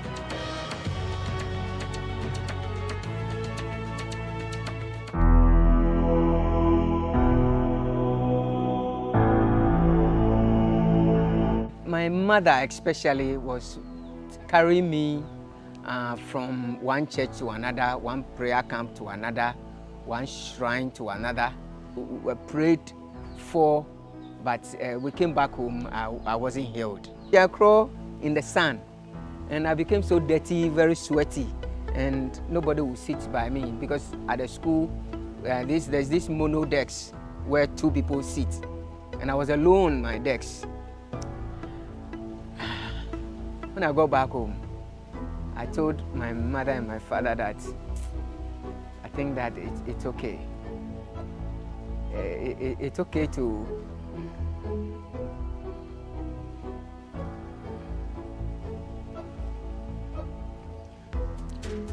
I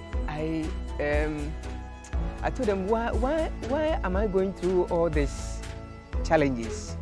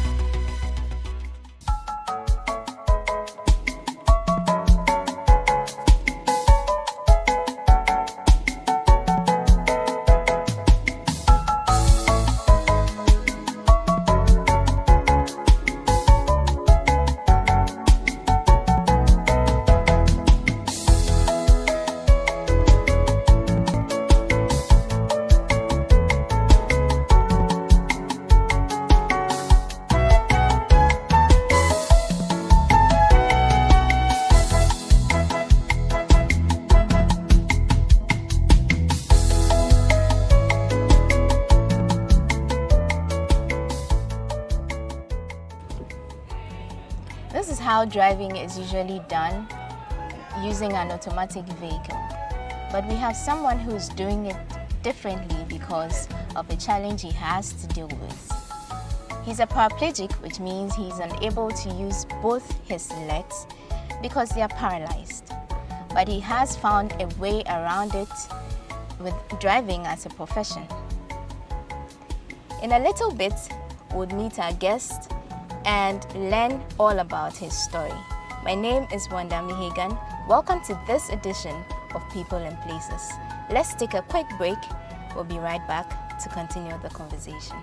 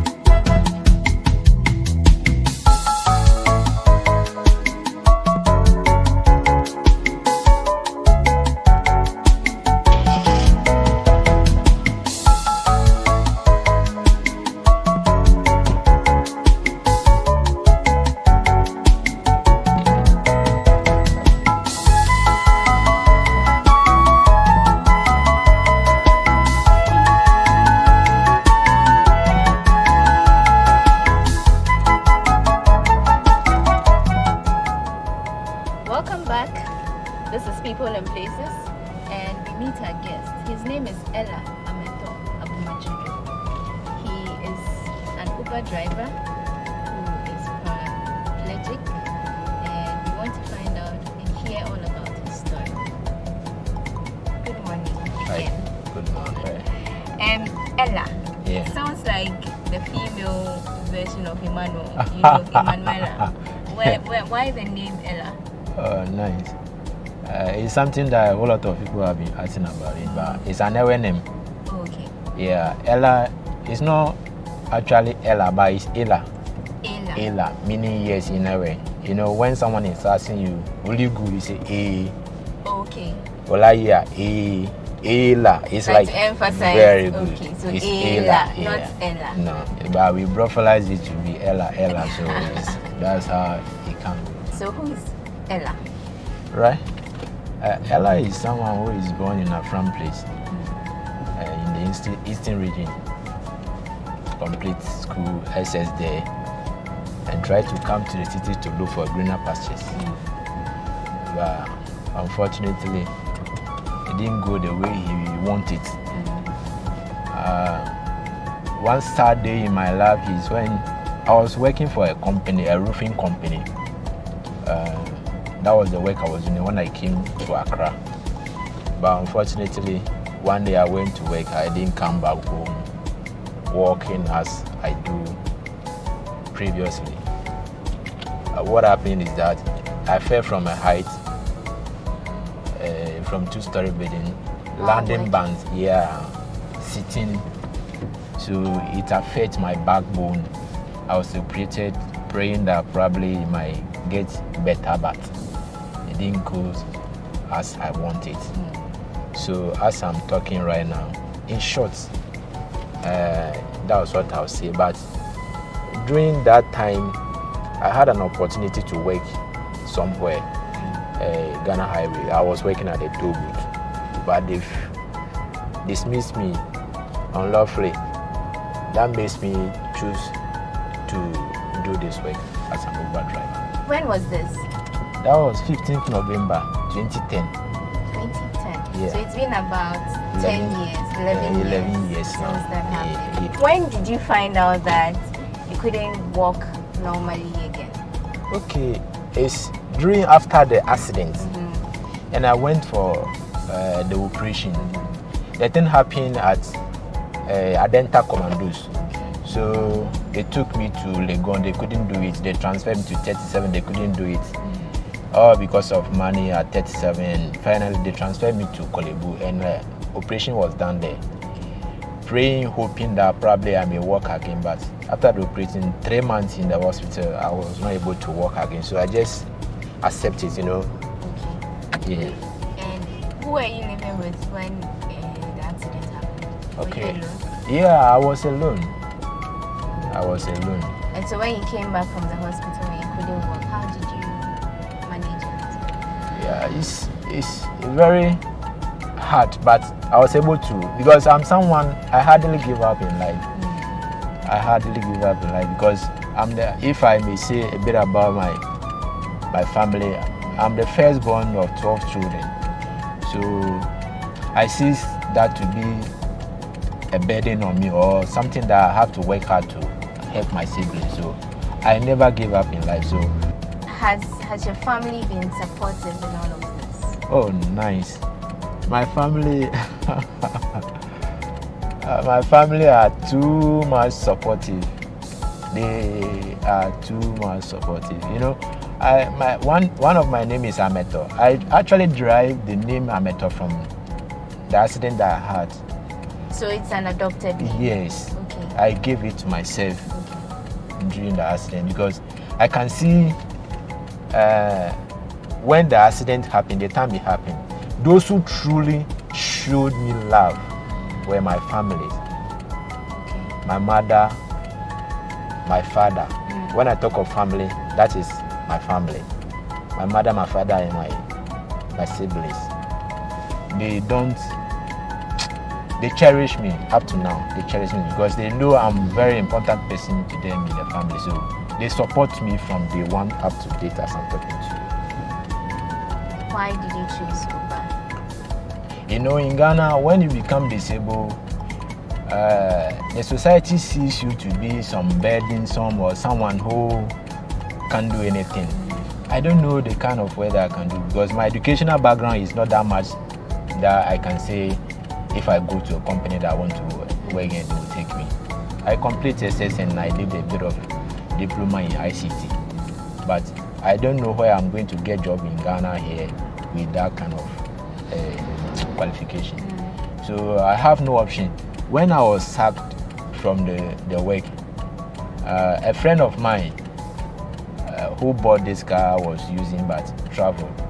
So she gave me the car that I can use it for sometimes when she's back, she'll come for it. So I decided not to just be using it in and out and not doing it too. So just to make good use of what the person has given me, that's why I choose to do the Uber, to get something to chop down, be begging on or depending on someone for food. Yeah. Did you try applying for any other job? Okay, I did not try any other company because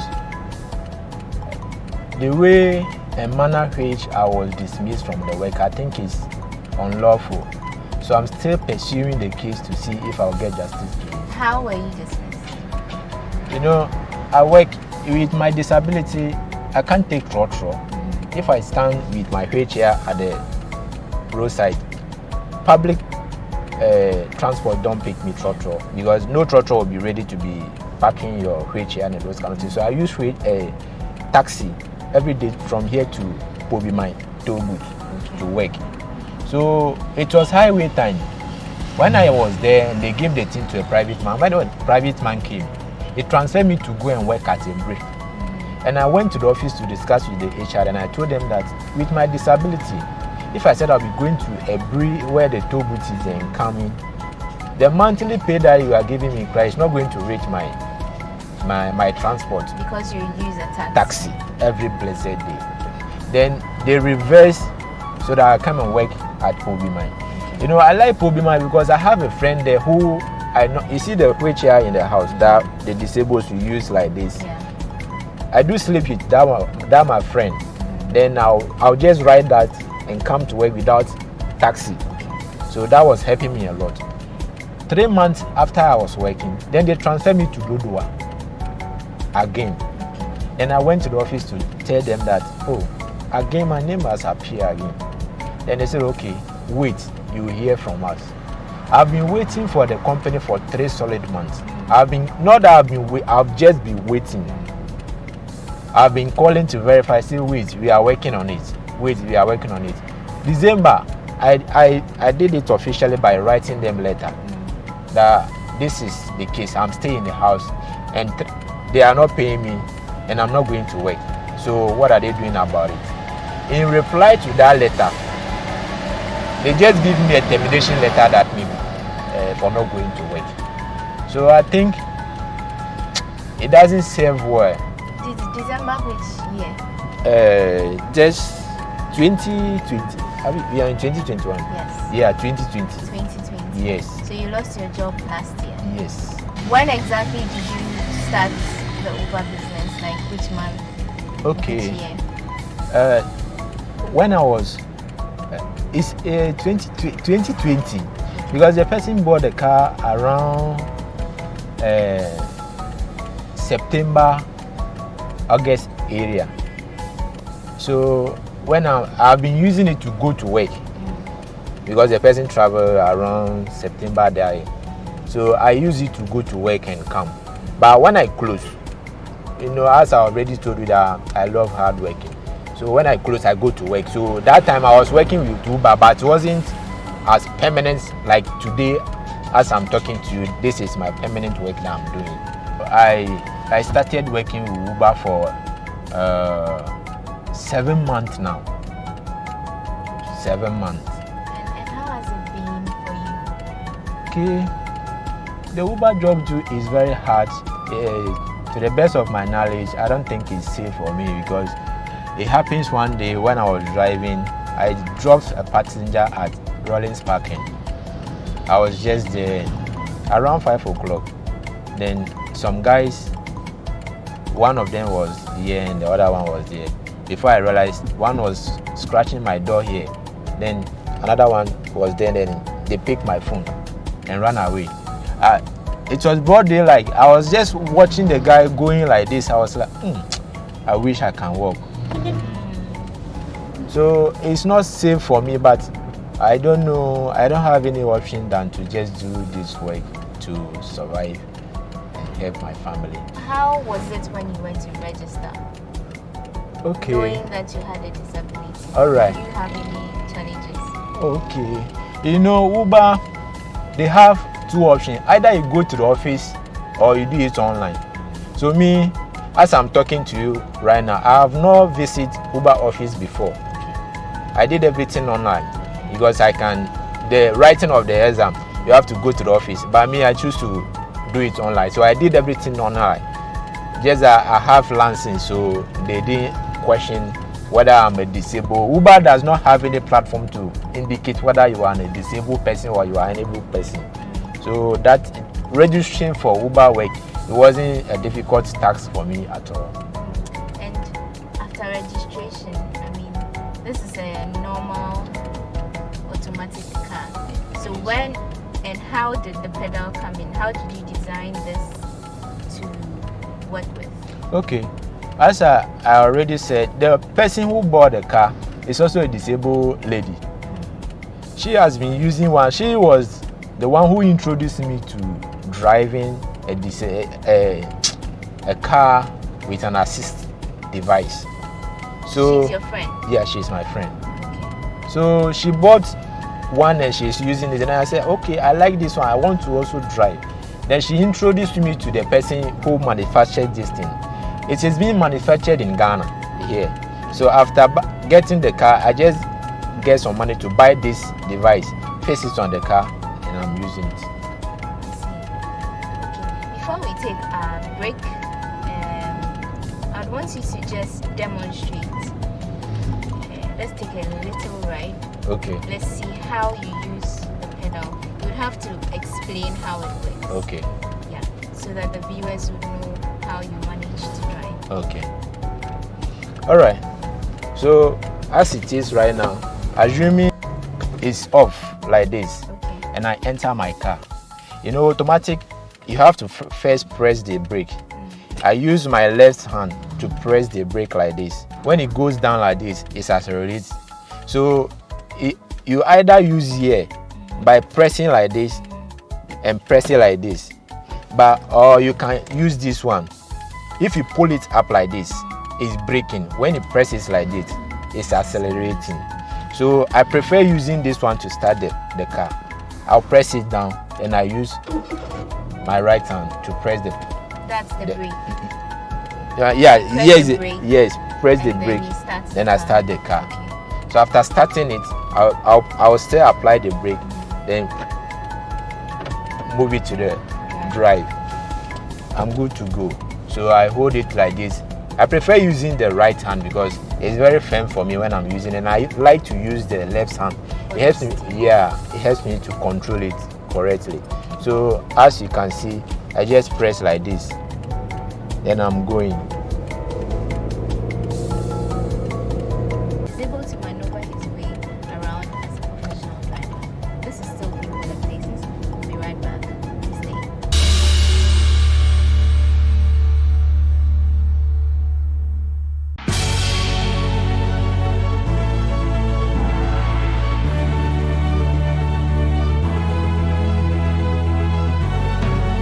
From the dawn of time, people have engaged in several businesses. With the onset of technology and innovation, life has relatively been made easier. By using debit or credit cards, mobile banking. Thank you. And your favorite, mobile money? Tech has indeed married business. On BizTech, we spend time with faces behind known and upcoming businesses in the country. Learn more about the new technologies and innovation, as well as find out about the trending issues in the world of business. Join us as we serve you with a variety of compelling interviews, projects, and others right here on GhanaWeb TV.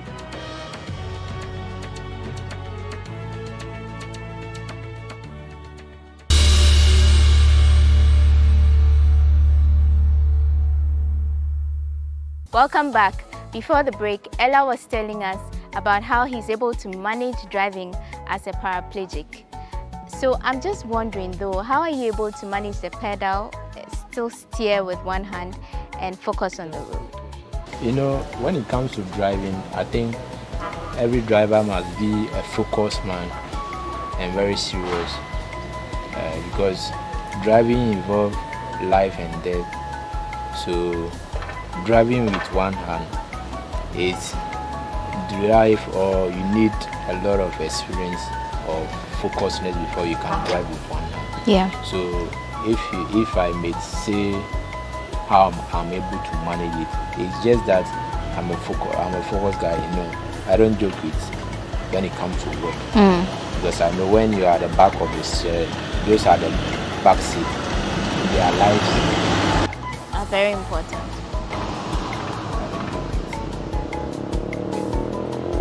Have you ever been stopped by a policeman? Yes, one of the policemen asked me why should DBLA even at the first point give me a license to drive. I just keep quiet and I was looking at him. After he finished talking, and I asked him, "Can I go?" Then he said, "Go." You know, all those kind of things. But I just ignored it and I moved my car and I was going. I see. That's not very cool. But on the part of passengers, I mean, you deal with humans, some annoying, some rude, some patient. How has the reception from your passengers been since you started the job? You know, this mentality of persons with disability have to be beggars on the street is something that is rare. I've experienced a couple of discrimination during this work, but just a handful of people do encourage me. One day I pick a guy, the guy drove for the car, then he reports me to Uber that I'm endangering people's life. The guy dropped from the car. He said, "No, he's not sure I can drive." So he got down in the middle of the journey. It's good. I just keep going.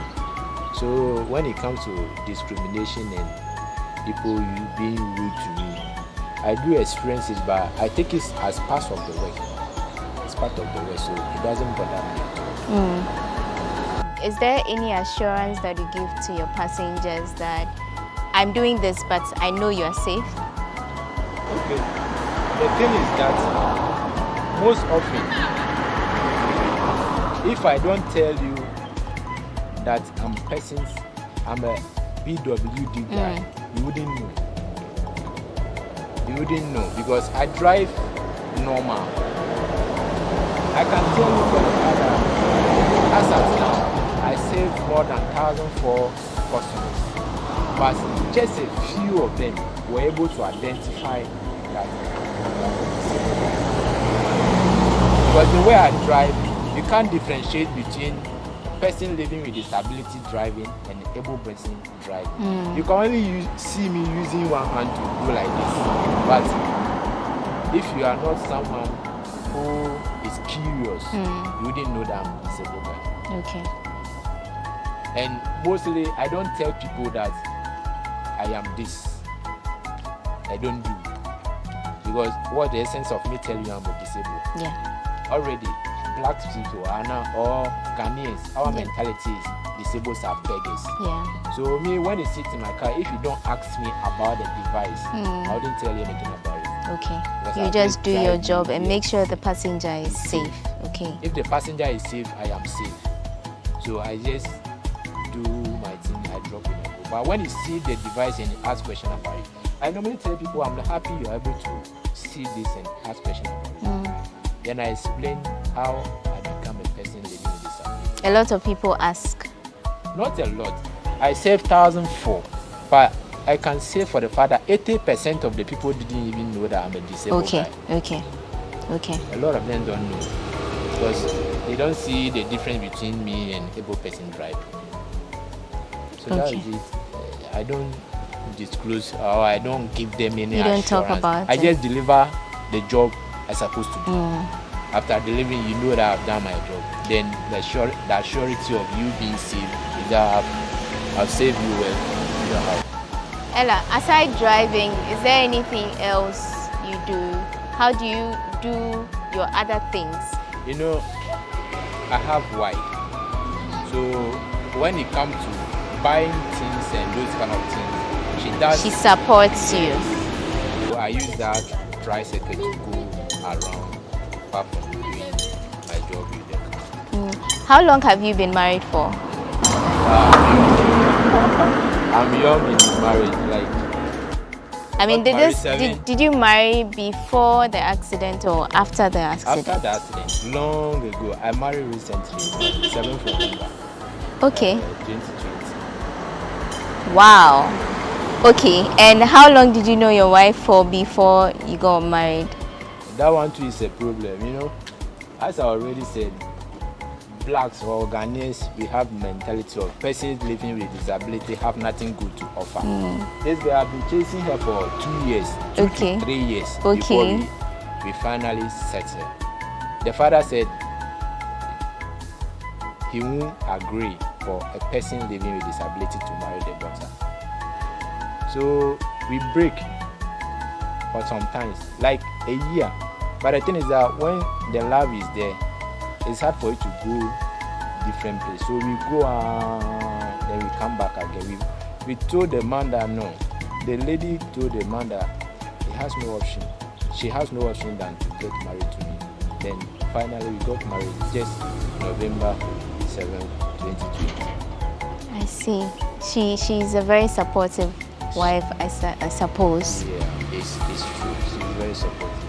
What has been your most interesting encounter or experience since you started driving as a paraplegic? Oh. Hey, okay. That moment is when I met one Rasta guy. You know, that very moment too is surprising. I was parked somewhere for like 20 minutes. Ride was not coming. So I on boot and I on Uber. Okay. Both at the go. And that very moment, it's like within a minute, both give me trip, Uber give me trip. Okay. And fortunately too, I was going to pick the boat guy. Then it's like the boat guy was also standing there, and the Uber rider too was also standing at the same place. So when I drove to the place, the one who requested for the boat was coming to enter. The one who requested for the Uber too was coming to sit in the car. Then I was in the car laughing because I don't know how I'm going to explain this thing to them. Then the lady said, "Oh, you go." She gave way to the gentleman. Yeah, she was giving the gentleman way to go because both she has already cancelled it. Then the guy was saying, "Oh, you go." Then finally, the lady said she won't go again, so the guy should go with me. Okay. I just picked this guy. He's so amazing. I know him to be V. David. Okay. Kojo, yes. Then when we get to, he was going to Osu, KFC. Okay. When we get there, he said, I'm so impressed. I said, really? I would like to take a picture with you. Do you mind? I said, oh, I don't have problem. Then he sat in my car and then he took a picture with you. With me. He is the only person that made the job. You know, I feel like I'm part of the human race. He made you feel good about yourself and what you do. Yes. And there is another lady. She said she's from the US. And I pick her and I drop her at Gallery. Then she was asking me about how treatment is for persons with disability in Ghana. And I was explaining things to her. Then she said she's so sad that things are going this way. Then she took my number. So for the past 7 months that I've been working with Uber, I met three people. There's another guy. 3 people who truly encourage me to keep doing what you're doing. Yes. And we know about discrimination. How are you able to deal with that? Does it get to you? No, I know it's normal. It's part of life. So I just take it to be normal. Discrimination is not something that we can do away with. No, we can't do away with it because all fingers are not equal. So I just take it to be normal. Have you ever been faced with an accident scene, like an event where you almost had an accident or someone almost crashed into you, and how did you deal with it? Okay. As in terms of driving, like I'm driving and I nearly get no, it hasn't happened. I've been going to Kumasi and coming back. It hasn't happened. It has never happened before. But okay. one incident, I parked the car. There was one guy parked at my back end. He was going in reverse and used the car to hit my back.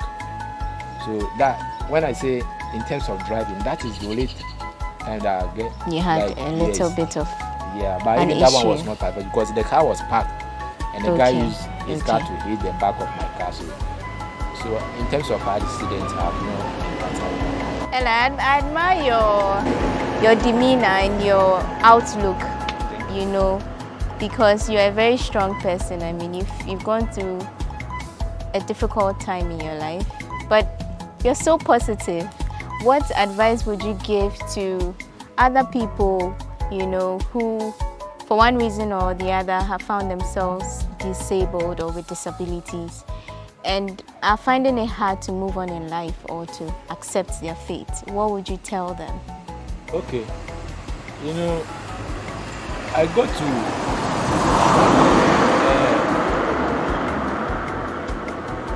know that in life we must accept every situation that comes our way. Without accepting the situation, things will get worse.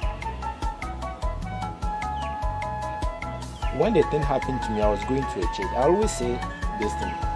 That church, they never give me the experience or the exposure that I'm supposed to receive from a Christian brother that I have. When the accident happened, you know, I love going to church. Then I was staying at where you pick me. Then I go to Odoko to church every Sunday. Yes, you know, I go there every day. But when the thing happened, they help me, they support me in a way when I need financial support at the hospital. They help me in a way. I won't lie about that. But I want to have the feel of the auditorium. Okay. And I took taxi from my house. I want to see my brothers, hear the preaching that my pastor has been preaching all the way that keeps us going. When I get to the entrance of the church, the pastor told me I should go home. They will come and visit me in my house. Why was that? Because I'm using wheelchair. There's no provision for you to slide. Accessibility. You're talking about accessibility. There was no accessibility. But even if there's no accessibility, how huge the thing is. There are church members there. Did you ask him why? You know, that time too, I wasn't in a good state. I was still under devastating situation that I need encouragement. So as he said that, me myself, the spirit in me of hearing what my pastor supposed to tell me that very moment vanished. So I just packed my bag and baggage. I was having one big wheelchair. Whenever I'm going, I have to lose everything, then put it inside the car. I said, Mommy. My mom was extremely supportive. My mom, I don't know, just that nipple in this car. Like my mom was very, very supportive that time up to date. So my mommy just go look for taxi and come. Then we park the wheelchairs inside the taxi. They never come to me in my house. I stayed in the house for, a very long time. They didn't come. I've tried killing myself before. You had suicidal thoughts? There's a mark here. This mark, if you can see this mark. I tried killing myself, but When? Oh, and why? Yeah, it's because, you see, after the accident, I was in the room every day. I can't do anything.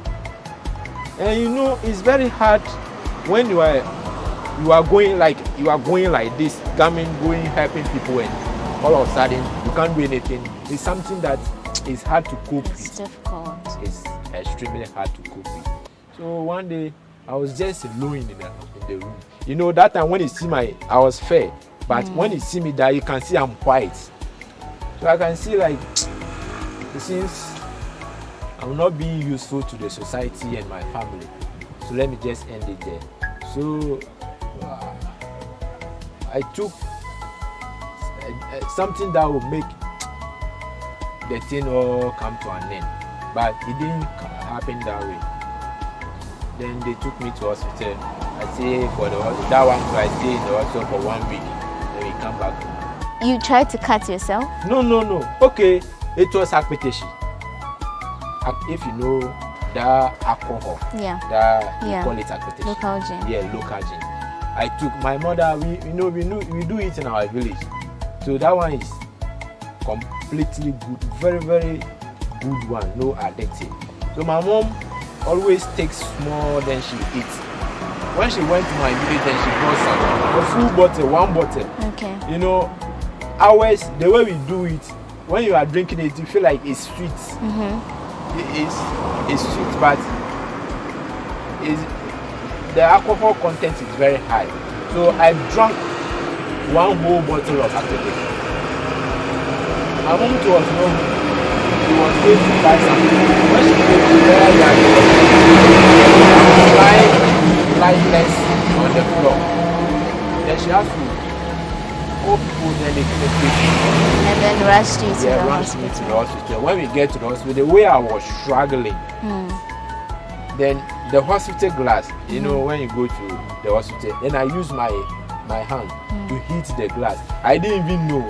When I woke up, I was tired like this. One leg on the bed like this, the other one, then my hand through, like the way they crucified Jesus Christ. I was just on the bed like that. Then I was like, me here, then what am I doing here? Then they explained the thing to me. Oh, my sisters came and they were crying. Briella, don't do that, Briella. So after that, I just go to realize that no, we have to really accept. You're laughing about it today because you look back and you've seen how far you've come, I suppose. Yes, you know, I do tell myself, so that thing that I did that day, if it should happen, like who will be suffering? Right now, as I'm talking to you, my siblings are still depending on me. So I ask myself, hey, so if it should have been especially our last born. If you are given the opportunity to do something which is more lucrative than the Uber job, something that will bring you money, something that will make you feel like you are being useful and not being discriminated, what would that be? Okay. You know, the job I was doing at the toll booth, I like the job because one, it's 8 hours working, and you can, with my situation, it's very good for me. So if there's an opportunity for someone to help me get something to do than the Uber, I would like to go back to my way.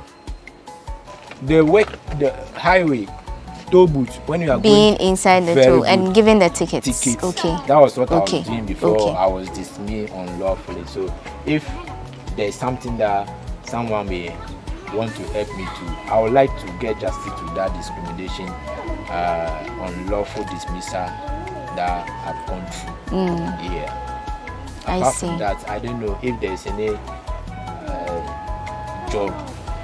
But the fact is that I love driving. I just love driving. So you don't mind driving for the rest of your life? Not really. But I love driving. I love driving. Okay. Ella, thank you so much for sharing your story with us. I am inspired and maybe I should just repeat Kojo's words. I'm impressed. Thank you. Because you're a very positive person and your energy, it wraps off others. I hope that you keep doing what you're doing. Thank you very much. I'm also happy for this opportunity given, because we persons living with disability, we have a lot to give the nation. We should just be given the opportunity. That is what we need. Right. We've heard the story of Ella Ameto Apumachodo. Very inspirational. All he's asking is that people see him for what he is able to do and not his disability. Thank you for joining this edition of People and Places. My name is Wanda Mihagan. See you next time.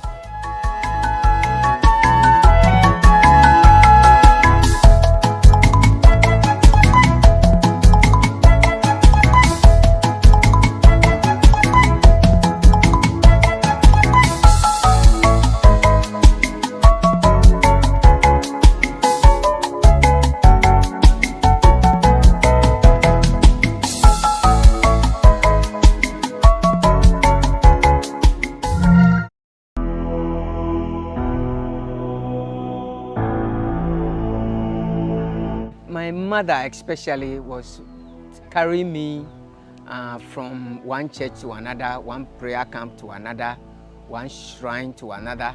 We prayed for, but we came back home, I wasn't healed. I crawled in the sun and I became so dirty, very sweaty, and nobody would sit by me because at the school there's this mono desk where two people sit, and I was alone on my desk. When I got back home, I told my mother and my father that I think that it's okay. It's okay to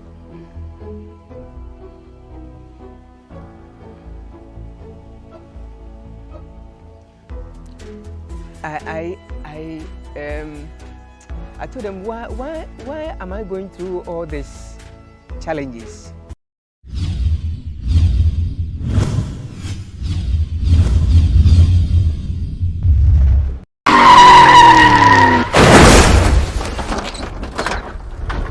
Hi, my name is Nanama McBrown. I'm proud to be part of GhanaWeb Road Safety Campaign. Please, do the right thing. Save a life. Brim.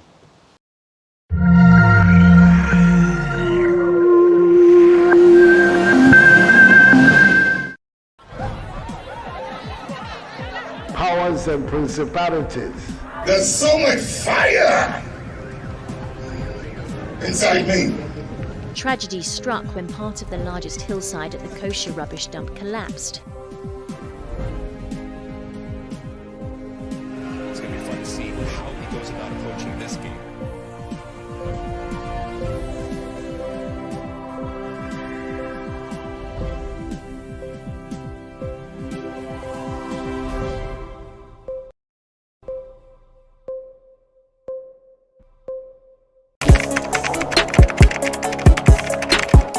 We table issues relating to the arts and entertainment for a riveting discussion, of course, without fear nor favor. The question the presenter asked them was a dumb question. You need to speak the fact and move. Varied views. We agree to disagree. So I would disagree with everything you said. I think that he's a smart guy.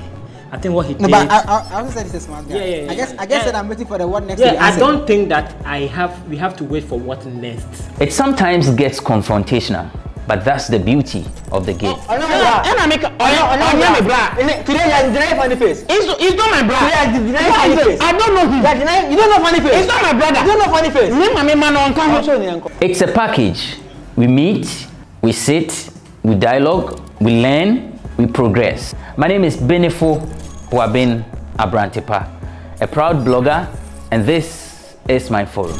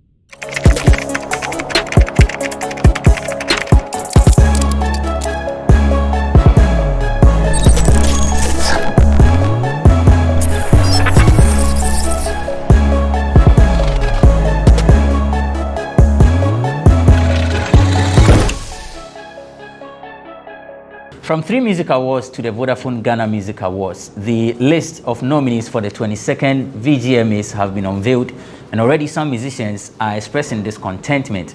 They say they deserve nominations, but they are conspicuously missing from the list. Justified? Later, we have a conversation on the call for the regulation of content on TV and radio. This has come as a result of the murder of the 11-year-old boy in Kasua. Some say the 2 persons who committed the act, both teenagers, did that as a result of the proliferation of spiritualists on our TV and radio stations. This is what we are seated to discuss on this episode of Bloggers Forum. My name is Benefo Boabin Abrantepa. Welcome to Bloggers Forum on GhanaWeb TV.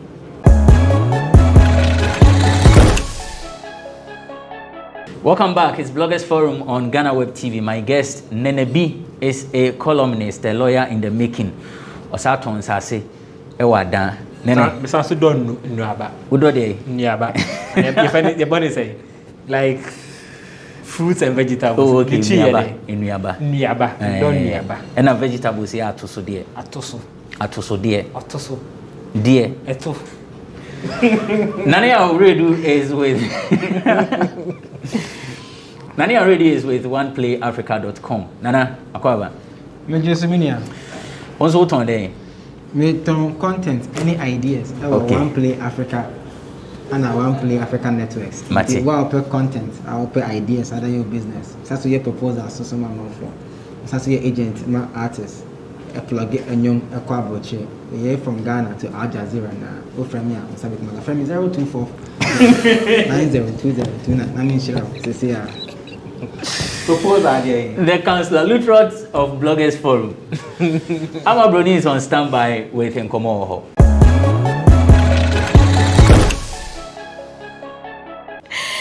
Fufu bi abakrum I wo hwe no bi how what now when this one no abomodin atonkra we yakoma no lions don't respond to frogs and one it is what it is amabroni me kwaya masanso aba na watwi sema akoso nyina maboa no amede ba besom mayentwa ye hombra sisia Amayen bonra nkomonim emi se na watwi atwam wo follow a Ghanaian gospel musician Sonny Badu based in the UK to make some posts be or train as said wakonya degree for aka any titles nti see dia wo freno Dean Professor Sonny Badu PhD Canadian yi jesem na no na Ghana fo amu ni yende da wo say Dean Professor Sonny Badu PhD we dey nti bi da nti ho kohwehwem na enkofoka so yi dia fake ni adena ne achi ama for attention is Sonny so ni na the 4 months 4 months na nya sa abaso edin ni nyina ne na Ghana ni bi wa friend manoni ma temensa kokonsa na nkasa also onu kwakoye follow up no chema follow up no nya ya answer ne chese school na Sonny Can University no they are not accredited by any accreditor nti ne kwakwa ne say awards ni nyina ne degrees ni na fake eno na Sonny Badu hu send conversation ko no be chirema who Ghana for mukasa too much but no pa de or respond to mu if you say lions don't respond to frogs and na ko say hene ha Sonny Badu say o say ya yegu ha de ya frogs and ya be share association of frogs then what to be man now what you say be break course so say many bo ha de BS baby ho de na serious pa ya abena kokko TV3 presenter wa mu so mu show no ye no abena na na watchi oye video bi o chema media general was any show no was suspend na dey na was suspend koko chema okoye video kakra bi ene wo se waje ni bra kakra waje ni pant kakra na ja odi jene ni kakra ne na ni edwumayefo no hu na oso abena show ya wuye ye ne sa ho ya ka ne emfa nti se na ebe ye ne se ye betwe aso kakra ye be puti show no hold na abena bai eni sum abena kokosu abena Oh, one ka some video na ubeye emotional. Ye na nka na focus so mo amunim sa abna kokko. Ye ka bipolar, no no di mu chame like up front line. Even though say she's living with that disorder, she's also preaching about it. Bibi mpona ba. You can even think so maybe and then they buy na say. But abna chema, she wasn't going through a breakdown. She didn't have that. Or no tree phone no so no abe show. Inti muntu me separate from edwuma from onwa normal life. But we be the one who to watch TV. Mama the second chance or pamocho moon friend. Abna ko mana ansu ho. Ye kan ye pacho yi. Abna sanso afanyechi. Akwa release for crash. Just say wow ko ni page or Instagram. I be who video we dey share black way bio.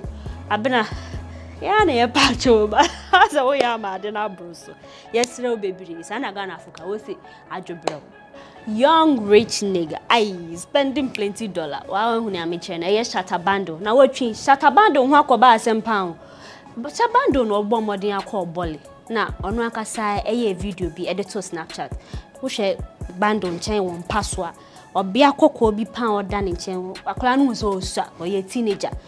Na so ha video ni betu dwane na papa bi ba also ye uncle of girl na shatabando ne de dam paso. Ochema shatabando we raping nuan. Shatabando. Shatabando we raping nuan. And then Uncle Foka say bando be a raping girl. Girl ya no that bando nche. And po de yenye ne be hwehwem. But girl na kasa ba out abetwem say shatabando we raping. Shatabando say Uncle bi be raping no ankasa ye video ko Instagram live. Also be raping obi enyo no girl na raping nti. Munja is a rape case ni wenye case because girl never be clarify si bando anye ne hwe nti muma ye ntwa so na ye ntwa so say ye twa so dia Zara man osebo one onu na che say na watwi bia ye o trendy wa oni mo che boni fashion dada skirt ya o hye no kita briefcase we pose ba ko wasan so we pose ba ko aka na osebo ko ye odi bia ba oko show bi so o say super show bi so ye cooking program na enu na osebo ba ben nua aduan na osebo so oni obenua brody ampesi ni nkontomre stew na osebo sade en shade asina yen kwa oseba ohuru eyi brody hu wa bu brody ba kwa ohuru hu we twa ne tie twa na se ye hu ane so osebo de ade akona na wa start e ka grill echin eyi chocolate osebo enya na osebo start re brody raw sano I would present and say hey osebo de na koso osebo sa won tie brody raw na mere sano to hypertension to diabetes. Just was a ball still same baby. Me be body no because esai ade bebre. Ya ni aye no. I na mama mbisa mo so ko party bi na say wo bracelet bi is worth $12,000. System ne na ne so ba Ghana cedis ma. Almost 70,000 Ghana cedis. Yira nka oba yeden. Eni bi na to Efia Schwarzenegger chema. Na watwi chemia na blogger. GH hype or your party be not on and suffer if you know share that she share no ho or fire or she share niema no chema no watch ni bracelets ni ade over $12,000 obomodian no share no so the party odu ho no ma akasa bi ba bouncers bodyguard hu ya ne se we ni chei efia chema $12,000 bracelet ni watch ni na o mafa na nkofo say efia 70,000 Ghana cedis asem na okay. And I say one shade auntie nim scanning mana. The chair fear chema $12,000 worth of bracelets and I auntie. So no abomodiana dia my sister fia ne hu be hia na nkasa. Oh Easter we dia man fu deeper. Ukọ efie mo bia asrew ne wo fia sorry one we aduan we didi. But ebusuye bi o mo ka so Easter e dia bibi fan we ni so pa. Easter Saturday no. Na ebetu dwa say abofra bi a we di 11 years.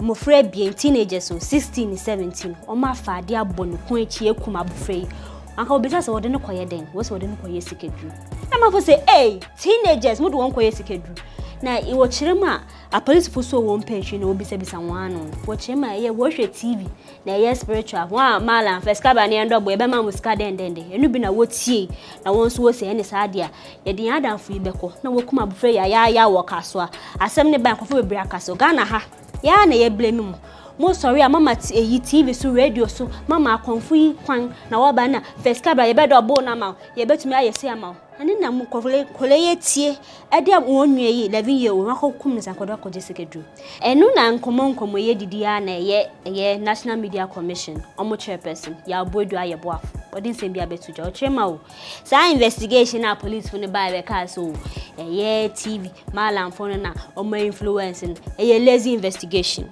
I man shed down yard in a moon call back na moon pay bibi for franca. Won't mean generalize yard in say a ye malam for night. Ne no na ye comedian worries or ye video be. Ah, won't say brandy and on a comedian kayas or babes so they be. Won't say well swim and near the nursing now. What him I say? Sassam now can ye lazy and that men can be crampoda. Cause or no. Comedian worries chema, comedian worries or chema, or no casanin some time ago be. Sanko Fuye be born more than chin I didn't hear sacrifice, ritual purposes. Into Sassam, dear Ghana, whom more dear and be found, cause echo so da. Send to wada. It's a one Albaka so and a fine in a cosin. But assembling in a work room and say, Bo Mahu Bang, Shawon ye pan, I'll be one so be no one quacoji.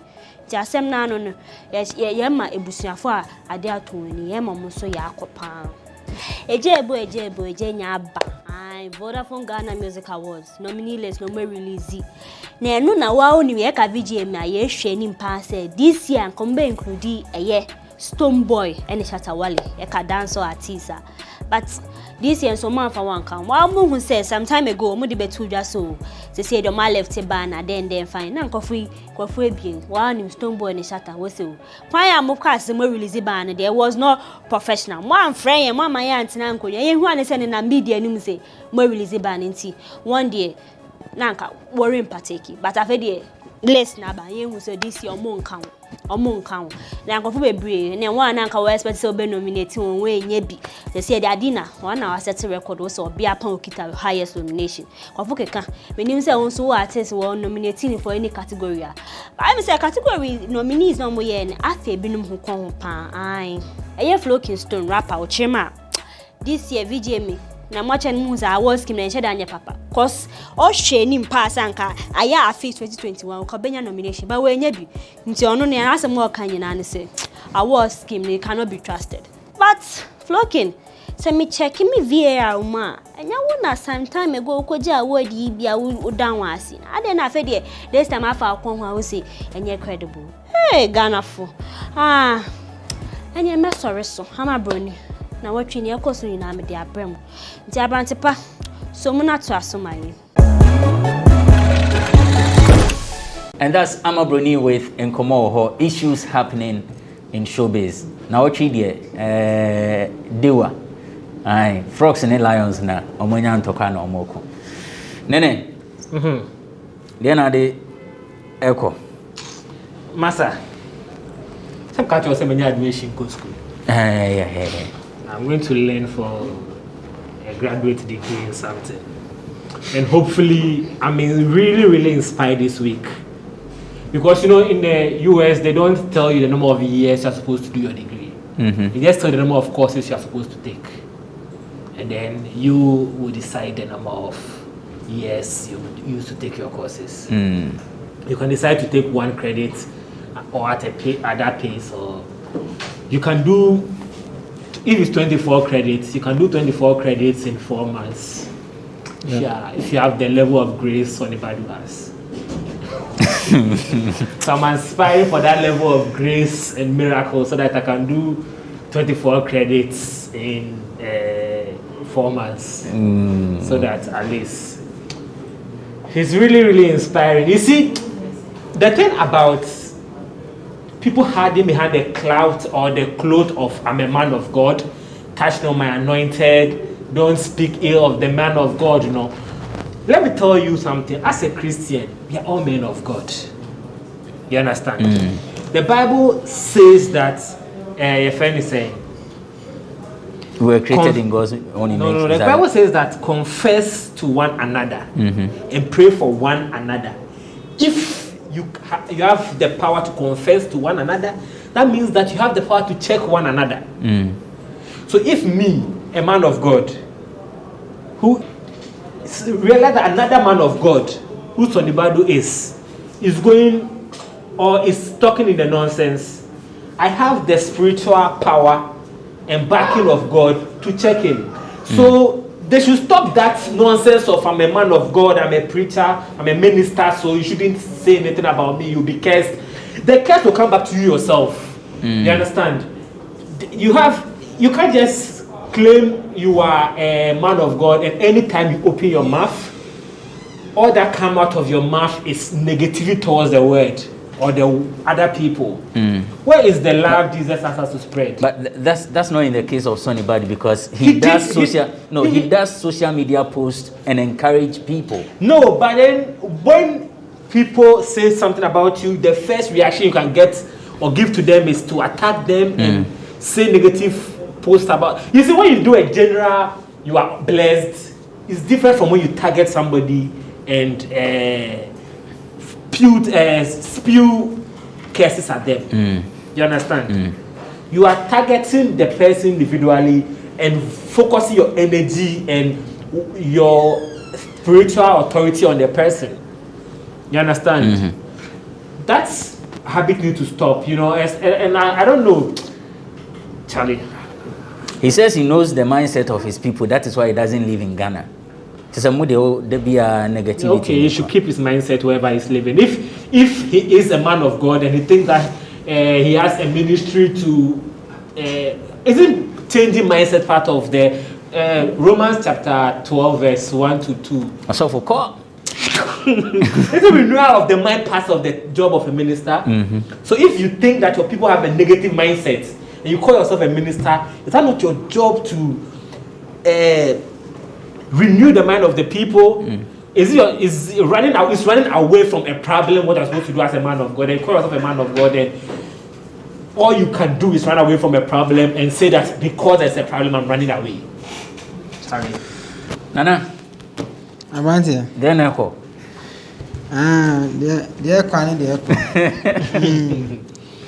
echo. I mean, what Nana is talking about them, I don't want to even go there because we forget that if you're a man of God, you're a human being. If I post a picture of me holding a certificate and you don't agree with it, do your research and put it out. Don't attack me. Because when you act, you don't expect me not to react. But anyway, I don't want to go there. I want to touch on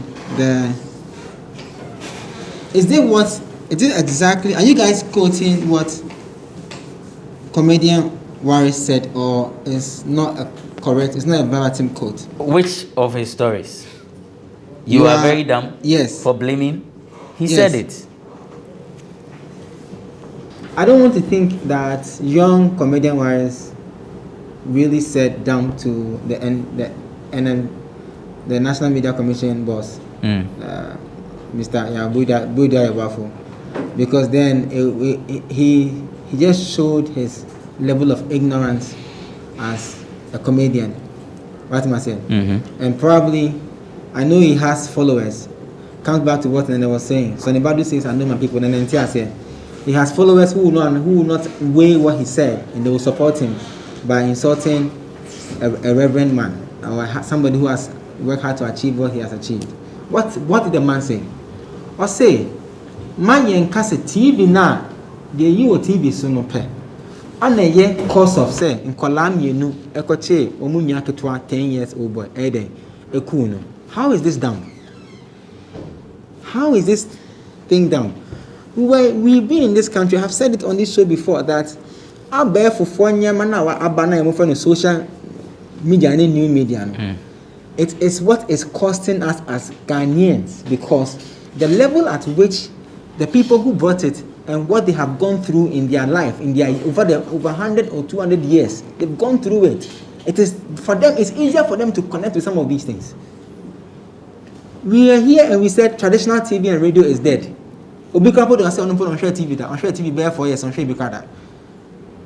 is it that something that you and I said that it is dying now becomes the blame for a certain 2 young boys who killed their fellow young brother over money ritual? We have to be open-minded as a people. What the man said, he wasn't even defending his office. He was even trying to let the police know that you have to do your job. Because they got a TV there. And what the kids see on social media and in their societies now is dangerous than what they watch on television. Let's be sincere. The boys they live in Kaswa. Probably in their neighborhood, boys are driving Benz. The boy driving the Benz is like 21, 22-year-old. 3 Benz, 3 latest Benz. Esi kamu 2 sika, sika man for. We chat video, selfie, they are to social media, either to Facebook, and WhatsApp. So now these kids these days, when you take their phone, they are on Facebook, they are on WhatsApp. They even know a lot of the tech things that even we do now. Now say asema bana say openine kasa say okay. Don't blame it on just the TV. So that in Ghana we will do the apportion of blame game. Then after 2 weeks, somebody will go and do sex tape, and then we forget about the boy and the mother and the pain that the family is going through. Then we'll go and talk about the sex tape. Then you sit down as a so-called influential comedian to attack, and your words that you use is dumb. That's the son about to say, I know my people are. The foolishness of that comment is so disrespectful to the man, he has to come and apologize to the man. There's a boy in Kumasi whose video audio I was listening to on xylophone on Wednesday. This boy was featured in a song called Ajiska, Ajiska, Ajiska. And he was quoted by saying that won't you no moja opesa uchi car baby, only car Range Rover. If you open your Facebook right now, go to your friend request list. One kind crowd, it can bear 10 or 5 to 10 malams. I must send you a friend invitation. Even when you do a post on Facebook, these malams have boys who are seated and they are posting. I need 15 boys who are serious and I'll make them rich. I need this, I need that. If people are not taking these people serious, why are they always coming up? We've left the society part where the country is so hard that I'm saying this not to cause pain to anybody, but I'm telling you on authority that if those 2 boys had succeeded in doing the ritual and they are taking the money back home, I tell you, their parents will never have asked them where they got the money from. Have you been to Kaswa? Have you been there? I was there on Monday. Not recent. I was there on Easter Monday. I wanted to see for myself where the boys they live. I was there myself. I am telling you, if those 2 boys had succeeded and they were not caught, and they had brought back the money and they had come back to their family. What makes you so sure? Boss, I said nabo and a back with you. I said, yeah, okache fish. What am I saying? Usa not golden fish. Me the cotton and I'm cotton. Do kosa unye bi. They are ubenya bino. On sana goni jeno. Bi wa bi tukra na owo issue. When people are going through a certain level of poverty and through no fault of theirs, they have to find ways of means of feeding. I'm telling you, at a point in time when somebody breaks the chain, it's hard for the people around to ask the source of the money until something happens. I'm not saying that the 2 boys' parents would not have questioned them. I'm saying if they had succeeded. Now, if Warriors thinks that what the National Media Commission man said was done, he should propose a better thing for us. He should tell us what we should do as a country to solve such a problem. He is forgetting that in society that we live right now, washing baby outside now. You will find boys driving cars, Benz, now they're taking pictures and posting and sharing. Bruh, how is it that television now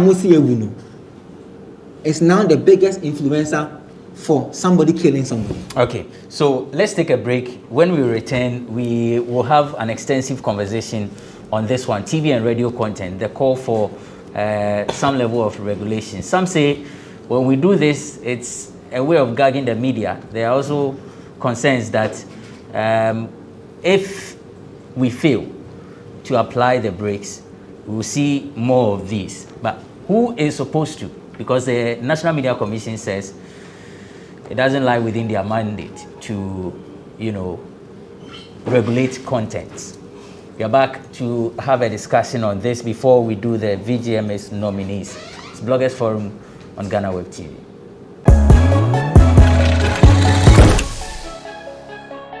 Welcome back. It's Bloggers Forum on GhanaWeb TV. My name is Abrantepa. Nania Redu is with OnePlayAfrica.com. Nene B is a columnist. Now, before we went on a break, Nania was making a submission on the call for radio and TV contents to be regulated. Let me get Nene's opinion. One law student. What's your master's or Donald Trump?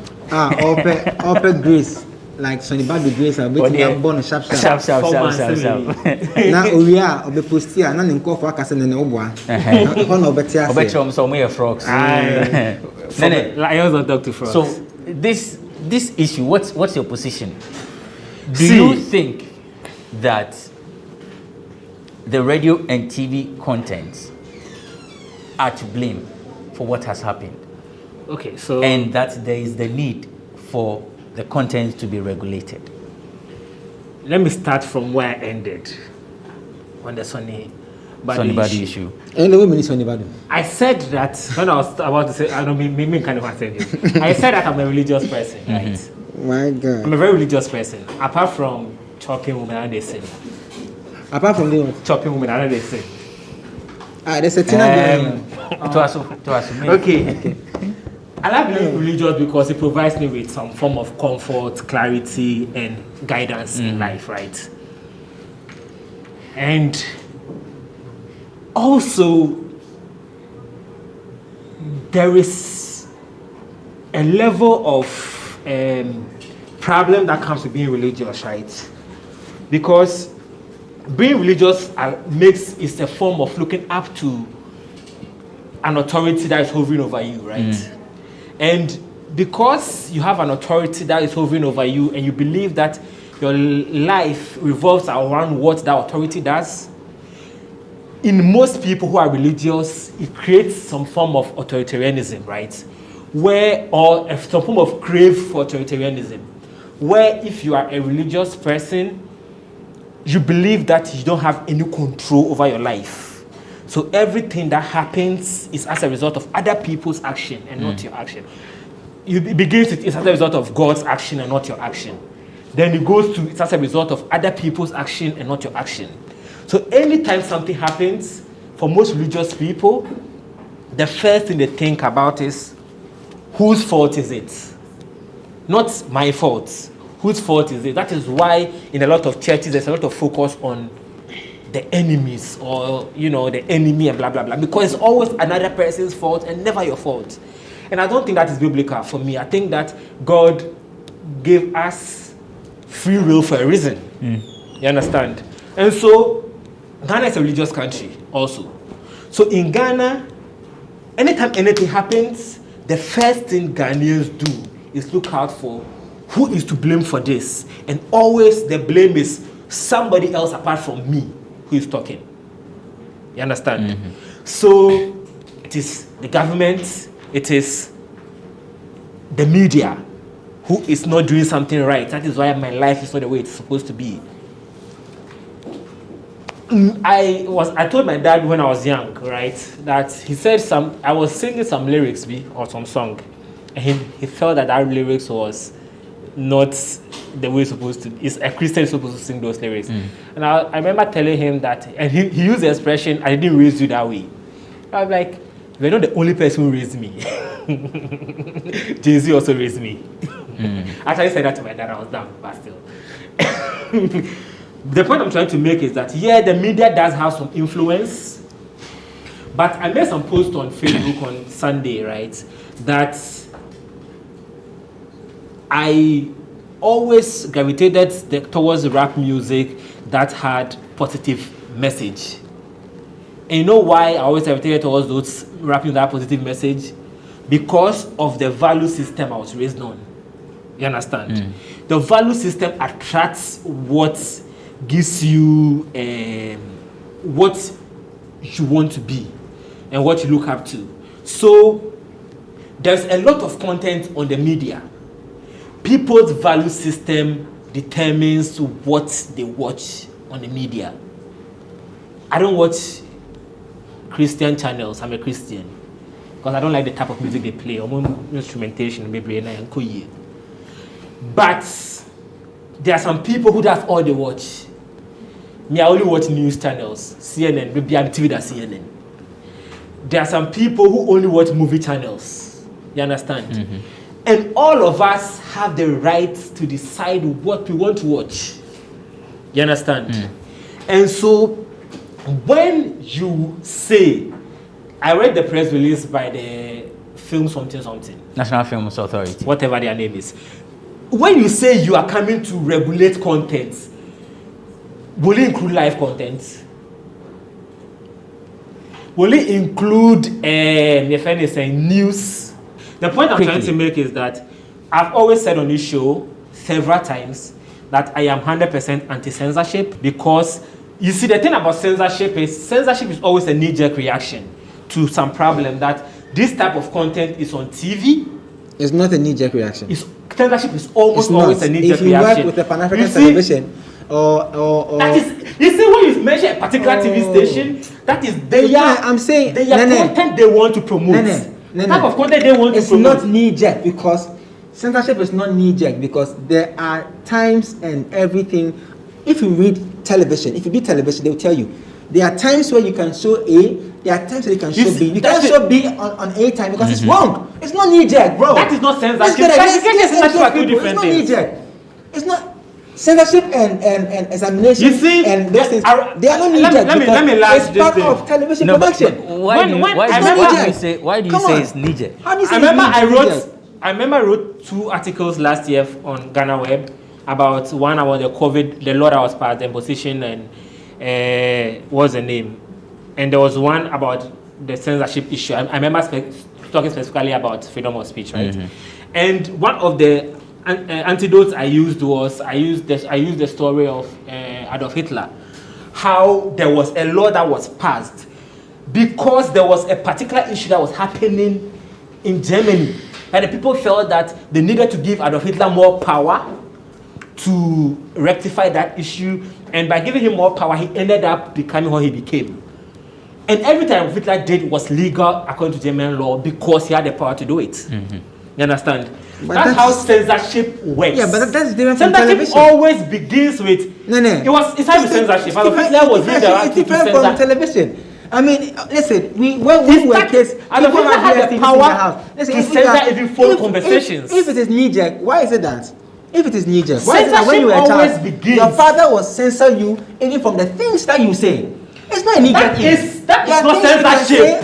What are you talking about? Raising your child and censorship when the government, censorship involves the state. You just made an argument about Adolf Hitler, which doesn't he's a president or connect to TV. Mm-hmm. This is television you're talking about. Are you serious? The reason why I mentioned Adolf Hitler was it started with censorship with Adolf Hitler. It is different from television and film. It's different. It was a newspaper and telephone. Is that no media? Is this about no media? Is that no media? It is. Is TV no media? It is. And that's why I specifically use him, because it was censorship of newspaper and telephone conversations. Okay. So you understand? But I think we need to make something clear. I think we need to differentiate between censorship and classification. We need to make that difference clear, because those are two different things. Yeah, unless sure. I'm mistaken. Definitely. Classification is different from censorship. Yes. So we need to make it clear so that people who are watching can also learn something. What you're talking about is censorship. It's not classification. What the film authority is saying is classification and examination. What people are calling for that they shouldn't show such and such programs on TV. It's not classification. Yeah, that is not classification. That's not classification. Mistaken. They are saying that. Listen, those are not the words of the film authority. Let's be clear. I'm not sure he's addressing I said those who are saying let's create a censorship on the fact that don't show A, don't show B. Yes, that's what I'm talking about. But I'm saying that let's make it clear that what the film authority is saying is classification and not censorship. So yes, when somebody is watching, they can understand. I pointed it to him. Yes. And of course, you referred to the statement and said it was classification and not censorship. Yes. However, there be calls for censorship. But now you agree that what's happening now, the conversation now, it's more of censorship than classification. Yes. When you say the conversation happening around the issues of the Kaswa killing, in the media, it's censorship. I agree. Okay. It's not classification. Sure. Yeah, so that one, if he makes it clear, we can have a good conversation. Yes. That's exactly. So, Nana, when you are talking about censorship, when you are calling for censorship, you always look at, that's why I said it's a knee-jerk reaction, that there's something that's happened in our country, it's tragic. So we say, okay, who are you going to blame? The media. But you see, so what your statement that is a knee-jerk reaction. It's what I don't understand. I remember Information Minister Kojo Ponkroma wrote to the BOG and the NMC over this money doubling thing. So for you to say it's a knee-jerk reaction, I don't get it. No, the conversations have been happening around it so far. Is it? That's what. It's not. It's just that this issue has resurrected that argument. It's not and there's a loud call for censorship. Yes, and that is because it involves teenagers. There are teenagers who committed the act. Yes. Which is why the conversation has come back again. So now, the point I was trying to make is that there was something I wrote that I wanted to say. That the friend is saying, always, media is always, I don't know if you disagree with me, media is always a reactionary body.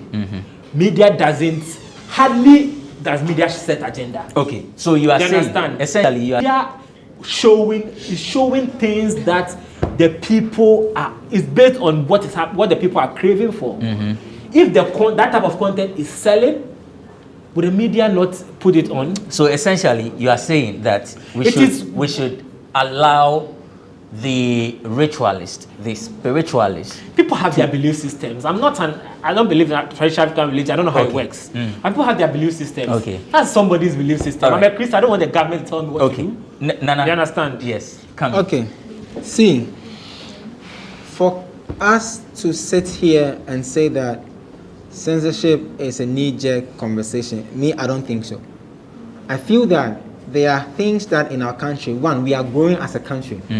We are experiencing things that others in the world have gone through over so many years. So we are fine-tuning ourselves to fix the issues as and when they come. Our major problem is that all of us as Ghanaians, we like to do the blame game. And when it touches on religion, you dare not speak against my religion. We are enemies when it comes to religion. We are friends when we watch football. We are friends when we chase one girl. We are enemies if you dare tell me the person I'm worshipping is wrong. This whole issue, part of it, people have said it, that, it's also drawn on the line of religion. If a pastor is allowed to preach on television, if a Muslim is allowed to have a television station to propagate the words of Allah, what about those who are also in the other forms of religion? Probably what you are watching on television is not your religion, so why are you watching it?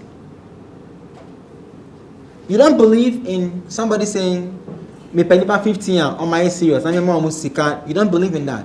So once it comes to your Facebook or you see it on TV, you change the channel. Do you understand what I'm trying to say? Yeah. We have to understand. The people who are calling for this censorship is because they feel that we've allowed the biggest validator, which I have said before, that television and radio, traditional ones, they are Ghana's biggest validator. Listen, if you do anything in Ghana, if you like, let somebody die here, put it on GhanaWeb. Yeah, my TV say, oh, I see myself, because of why? When people, TV has built a certain perception that if it comes on there, it's the final say. So instead of us to just jump on to chastise the National Media Commission and say, why are you giving people who are doing blood money licensing and all those things? Let's not forget the commercial value that comes with running a television station, running a media house. If we are to calculate the amount of money spent in a day in any media house, I'm not sure anybody will ask us questions how we raise money to pay some of these expenses. We need to run as a business. I charge a pastor 2,000. Why can't I take money from a malam? Because I don't believe in that, right? So if the media house does believe, or the owner of the media house does not believe in that part of religion, he won't take the business. Even when not, you see, the tag malam sounds some way, because malam, if in the actual sense, is a preacher. I know. Yes. I know. Malam is a teacher. Yes. So, I know, but I'm saying I'm using it in the context that of everybody will understand. The one how that the Ghanaians understand. That's right. It's just a clarification. Just so the viewer doesn't, misunderstand your argument. But I'm saying, if we have someone that comes on TV and says, "Maybe yes, you can do," are you suggesting that because media houses may need monies to run, we should open the gate for such people to media advertise? Is regulated by a body. The body does not fund anybody, any media house's operational cost. Then that body does not supplement any administrative cost for any media house. As a matter of fact, that body even increases charges for licensing alone. If a TV station is telling you how much they have to pay for a license, you will be surprised. Now, until we take classification serious in Ghana, that is why those people who have DSTV, they'll tell you, they take parental control is advised. You can set, it's all classification. There are times where a certain show can air, a certain show cannot air. There are times where it's everything has to do with class. Because what I like, Nene may not like it. But what Nene may like, I wouldn't like it. And maybe Nene, they're not paying, you're paying 10 p.m. So you are spoiled with choice. There is not one TV station, it's not two, it's not three, it's not five. Yes. Now, you stamp your feet on the law of classification. Now, if NMC sees that you are not going by the classification rules and regulations, then they have to sanction you. They can even go as far as threatening to take your license because you are not following the rules that governs classification. Why I'm saying this, because all those who have channels in Pan-African platforms like the DSTVs and the rest, if you make a mistake in any of their rules, the third sanction, you are taken off. So if any Ghanaian is on DSTV, check how they operate their channel. They take it to work out. Even the sound, there's a certain quality of sound that you have to output, that you have to give to people who are watching your channel, and they adhere to it. Of course, rule no law need the whole and the ha. And I say what I say. Say a better law never any ever be back or hano. And you'll be able to know Macacram may deal in same year into what that. Omubisu say okoma law na yeduma. Odu ana say man kakra. On din on mani now who no ajo no kwani boto ne ma. Now aje no aka say ye wo dem to aso. If we continue to overlook those things, we will be here every time when we are hit with such an incident. We will come back here and argue and do the blame game 2 weeks. It will go away. Then another sex tape will come. Then we'll go and talk 2 weeks. Bruh, I don't think TV has anything to do with the killings that happen in Kumasi. The NMC boss says it's a lazy investigation. Yes. To blame the incident on television TV and radio content. Yes, I agree. I said it before he even said, I had a call from spies in Takade, and I told them, listen, let's all be sincere with ourselves. Let's take morality into play right now. Let's be honest with ourselves. We all know that the killing of that 10-year boy is morally not right. So why are we not questioning the moral standard of the two boys from where they are coming from? Why are we overlooking morality? That's exactly what I'm talking about. People always want to put the blame on somebody and outside. Pushing the thing to a certain outlet who are doing their job, creating employment for thousands of people. So right now, if they shut those TV stations, do you know the ripple effect of that thing that will happen in the country? Officers are buying that or talk again. Say, because you are saying don't show blood money on TV, not T-Lines is number 2. No, the unemployment situation will go up. It's about moral and standards right now. The two boys they have father and they have a mother. They come from a home. They live in a society. What are they seeing? What are they exposed to in the society? What kind of conversations are they hearing around the people who are elderly or older than them in their society? What level of engagement are they being put to without us even knowing? That is why I agree with the boss of the NMC. Because if police can begin to question the boys properly, who say, so when you send a game conversation, there is always a certain chairman somewhere who is literally the one who confirms the client, does everything. And there are boys who are trained to sit around and look for clients or do whatever it is. Why are we jumping the gun and going straight to attack the media? Okay, to say we're doing TV now.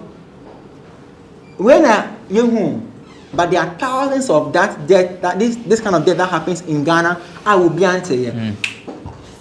For you, when you focus on look at Cape, look at Takade, Kumase, Bibiani, Oti, Go, Kowechi. When you call it Kumudebia, and I won't be there. It's me who be a channel. Say Okuta body parts. Now, these are all things that the police but are. But only paying for. You see, but I'm saying that if the police begin to do their job well, they will begin to question. They can be able to question the boys and begin to do the trail. Okay. To whoever inspired that. It's regular TV stations. Boss, the spiritualists should continue advertising. They should stand by their.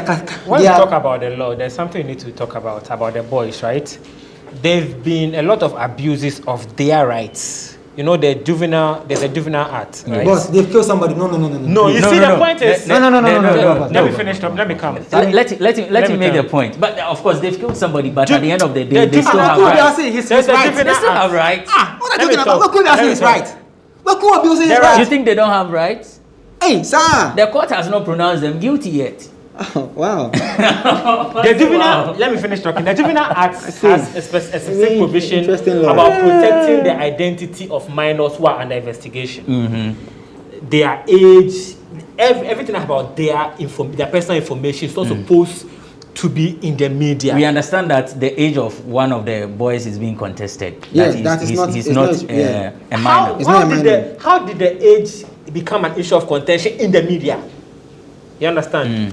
When the media, it is a problem. Now the police or whoever leaked the information about them, their name, their age. I even saw a picture of their picture somewhere, right? All those information being out is against the Juvenile Act. Okay. And you know, in the UK, there was this case about some two boys around the same age who killed a minor who was way younger than 11 years. I think the minor was like 8 years old. What they did was they lured the little baby to a train station and made the baby lie down the train station. Train passed on the baby, and the baby was killed. It was very tragic. During that trial, those two boys, their names were never used in the trial, and they were giving fake news during the trial. And after the trial, when there was time for them to come out, the government gave them a different name again, because it is law that you protect minors when they are under investigation, because you know. Their mind is constantly not be fully developed yet. Everything they do. But have you seen the names of the boys in the media? No, but their age is in the media. Their age is there, their pictures are there. It wasn't an accurate. Listen, all the reports I have followed. I'm saying all the age that have been mentioned. You know, you went to their like they are approximated. It's not. You went to their house. You went to their house. I went to more than their house. Good. So now having access to where they live. Nobody had access to where they live. When you go to Casper, your only access is where the thing happened. So what even down when you get there, there are even parameters where you can't and you cannot go, because even on Monday that was a holiday. Knowing who their parents are, knowing where they live and all those things, they are all protected there are people information. in the neighborhood who identify those two boys. They know them, they live with them. Now that's supposed to be protected information. Even those people in their neighborhood, if they should speak to the media, they could also be arrested for that. You understand? Because I just want to point out, I just want to do that education that they are juvenile. But, so the most important thing here is two boys. When I had the issue, I said if they had not cut any part of the 10-year-old boy's body, it could be a good conversation to say that we don't know what happened, whether there was an act or reaction or whatever happened. But we are chino. So we cry. Yeah, but it's different. It changes the conversation. Law has to come to a place. We respect the law. That's how come even so now, the police. I need the police to come out and be giving us updates on what is happening. They can't do that. They are minors. Oh, boss. You cannot even now come and give, because listen, there are 2 families involved. Right? No, there are 3 families involved. One of the families is at the sad end. And they know the other 2 families in the neighborhood. You can hold your law and say they are minors, you can't give updates on what is happening. And then you are telling them to take the matters into their own hands. Which the family has said. Exactly. They've made that statement clear. If we have to do the right thing, let's do the right thing. If we cannot mention their names and their age or whatever, let's keep those information. But let's get the public updated on what's happening. So that we'll be confident. Say, you see, hey, the thing is that usually this whole thing, because they are minors, how their trial is going to be. The reason why I brought that up. I understand that they can't even be in prison for more than 5 years. I think 3 years. Is it 5 years? Yeah, 5. Yeah. More than 5. The can't be in jail for more than 5 years. They can't be in jail for more than 5 years. Yeah, because they are minors. The reason why I brought this up is you know that the pain of the mother and the father of that 10-year-old boy is more than 5 years. Oh, of course, definitely. Yeah, the point I'm trying to make is that and then 30 seconds. I wanted to bring this up to say that because they are minors, the way their trial will be handled will be different from the way other trials are being handled. I know that people are going to be saying, they are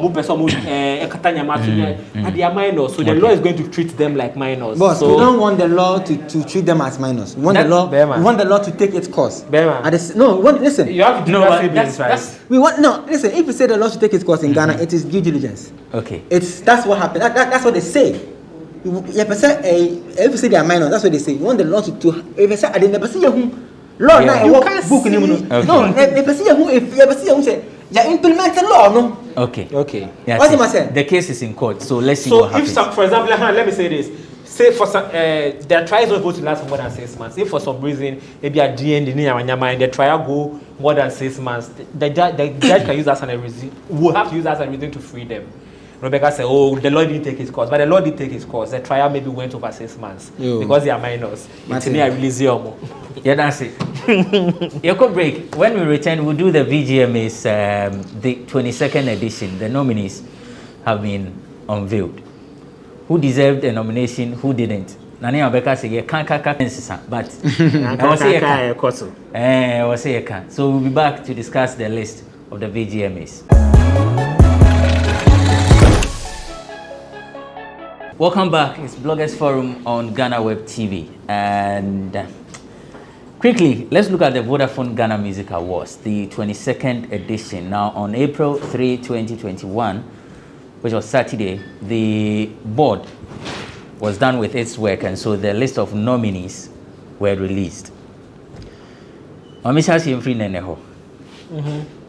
Nene. Categories Nemu Diahena. Which one would you want to comment on? Today I'm in a very spiritual mood. You want to do gospel?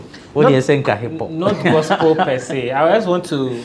You see, last year was and in the end of year review, we did mention that last year was very good for women in Ghana music. Yeah. And because of that, a lot of the women had a very good year last year, and I was happy about that. And this nomination list have reflected that. You understand? It has reflected the fact that women did have a good year last year. I think for the first time we have 2 women in the Artist of the Year category, and that is Adina my and church Hamilton. member Diana Hamilton, and my other church member Adina. Adina actually topped nominations with 10. I think Diana had 11. 11? Yes. Really? What I saw? I think Adina. It's Adina. Adina had 10. I think I read somewhere that Diana had 11. No, Diana can have Adina 11 had when 10. she's not in the. Diana did not get 11. Adina had 10 nominations. Kidi had 9. Kofi Jama 7. Sarkodie 7. Medical 7. Kwame Eugene 7, Mr. Drew 6, Dinah Hamilton 6, Keche 5, Joby 5, Dako Vibes, Kwesi Arthur 5 each. Okay, yeah, it makes sense. Adina is in the reggae and some other Yes. Yeah. So the whole thing is, in the history of Ghana music, the highest number of nominations by a woman has been 7, right? That was Ebony. Ebony has 7, and this year Adina has 10. Then Hamilton has 6. I'm hoping she will win at least 5 of those, and that shows that the awards reflected the type of year we had last year, where women were leading, the conversation about music and the sound of music last year. So for the first time, we have 2 women, like I mentioned, being nominated for Artist of the Year, and I'm hoping that it will mean something, that a woman will win again. This one, it won't be the first time a woman is winning. It will mean something for a woman to win again. Which category do you think is the toughest? Obviously, the toughest have always been the most popular song, because every single song that is nominated is deserves to win that award. And when we did the end of year nomination, when we did the end of year review, I mentioned that I wanted Medical to win Artist of the Year because he deserved it last year. But after reflecting on the year and going, you were in the heat of the moment. And last year, December, the loudest sound was Hustle, right? For me as a hip hop head. So, yeah, I was excited. It was bigger than Ecoso in December. No, it wasn't. No, I said for me as a hip hop head. But Ecoso is for his high life. Now, Hustle was everywhere. It was even in conversations. Okay. I mentioned that even the lines from that song were in conversations. So, yeah. So, after reflecting on the year and reflecting on the type of year we had, and reflecting on the fact that for the first time we had a female vice presidential candidate last year, reflect on the fact that for the first time we have a female vice president in the US, and reflect on the fact that I'm not a feminist because I'm dating a feminist, and reflect on all those facts. I think that the artists of the year, I'm tipping between Dinah Hamilton and Adina, and any of them who wins will be well deserved. Okay. And the most popular song too, for me, as a Christian man, it's a song that deserves to be the most popular song. Nana? Like you're in a class. Differs. Now you see, it is school in a be a boom. The class for in a school in a boom. Near if they number a first, second, third. It was now that 15, 20 years. Now in Chelsea, I'll say real. I'm saying that because of the conversation that happened with Flo Kingston. Yeah. In a year, everybody is working. In your own corner, you also do you want to wear an item? As soon. But yes, as soon I walk our corner. But the will be or you must be a count one. They share by mass now. Who won't say you a Jumana wear no? Next one, but not in query. Do you get my point? I don't think Flo Kingston, the comment he made at that the VGMA is fake. It is his right. He has a right to speak. He has a right to share his opinion and everything. But to me, I felt like it was unfortunate. And then he even, aside the Ghana Music Awards, he even came to hit hard as hard. Say, when I say ombre fee. What am I saying? Obeying. It's unfortunate. Say, why you do my ding? Now you did almost you do my ding in a boom. What my dinner wear? And drew a Hondena in Kainu Kutano. And they can match over to our Yes, as humans as we are going to react. But after we are done reacting, we should think of the next day. And I'm saying, those of us in the act, our emotions fail us. What am I saying? Or maybe next year, if you work hard and you are nominated again, you're going to write, congrats to the fans for making it happen, and they supported you. And then when somebody refers you to your post a year before, you say that the media is not good. You say the award winning in 2017. I say a post here. The post. I say the media is not good. Let's also speak on Kwesi Arthur mentioned that from the Artist of the Year. Yeah. You see, because of COVID, the Artist of the Year definition for Ghana Music Awards, Mimi Nyaya, right? Before they even announced the whole, they released the nomination and everything, they would have revisited it and then maybe done a few tweaks here and there, because the artist must not just have an album or a hit, must be also must also have mounted a lot of platforms, must have its own concert and all that. Last year we couldn't do concerts. Did they have concerts? Yeah, because of the COVID. Yeah. Yeah. You as Artist of the Year, you must be aside the hits and everything. No, but do concerts. It's not part of the no, like you must be present. I'm saying that you must do that to gain that level of relevance. But in all honesty, the driver of you winning or getting that nomination is when you stage your own concert to cement all the work that you have done. Unfortunately, last year of Corona, it may have a sad part, it affected them. A song from Kwesi Arthur, which is Bajo, which is the biggest song right now, was not the biggest song in the year and the really for Ghana Music Awards. The song started picking up late December, early December, and then started even picking up now this year, 2021.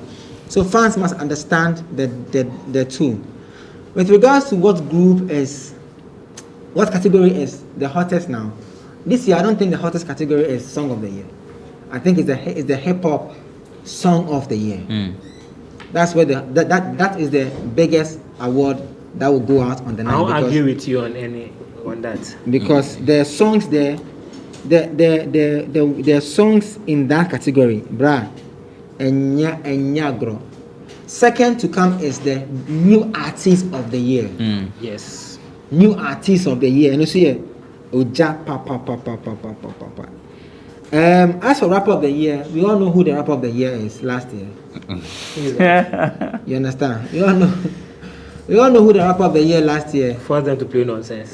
So it's not even a question of, it's not a debate. We all know who the Artist of the Year last year was.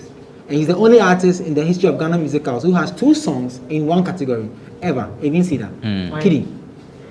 He has 2 songs in Song of the Year. Sarkodie had 2 songs. Which song? He had he has had even collaboration of the year. There was a year he was last year. I said Song of the Year. Song of the Year. Okay. Kitty is the only artist to have 2 songs in the Song of the Year category. Yeah. Okay. Yeah. Which shows you his dominance in the year and the review, and also his presence and even being creative to creating avenues of staging his own mini shows with TV3 with the whole 9 Girls and Kitty, and being the first Ghanaian to be part of the Afrobeat charts. The UK charts at number 15, and then going on the Billboard with Teddy Riley and all those things, and I think that we need to also embrace or tap people at their back when they work hard. It would be beautiful, like Nene was saying. Last year was a woman, it was the year of the women. They did their best. But it's a fair competition now. Now they are preaching equality, and they are not preaching anything than equality. So if you put everybody as an artist and remove the tag of male and female as an artist, and you're rewarding the Artist of the Year, I think the Artist of the Year number 1 is Kitty. Okay. And he has to win it hands down. I think this year Ghana Music Awards board have done well. I'm not happy because the controversies are less. I'm not happy about that because every scheme should be different, and every scheme should come with its own controversies. It should be different. Every scheme has what it makes it different from the other. Yes, and it makes it unique. So this year, it appears to me that the list is too perfect. Good. Yes, too perfect. It's too perfect. Yeah. And because of the process that they went through in doing they did the three process. So and I'm happy that the nominees announcement show people were shocked with what they saw, and I think I read a few commentaries on social media where people are saying, "Hey, the nominees in Pony and the main show." The main show there. Some will say,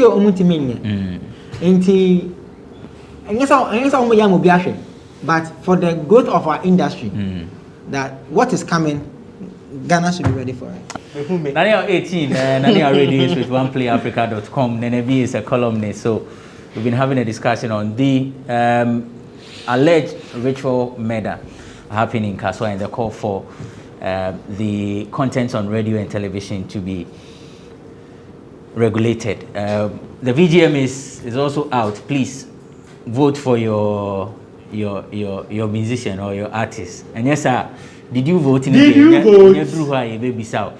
To all those who had nominations, congrats. Those who did not, better luck next time. Please vote for your artists to ensure that they win whichever categories that they've been nominated. The show has been Bloggers Forum on GhanaWeb TV. My name is Benefo Boabin Abrantepa. Thank you for watching.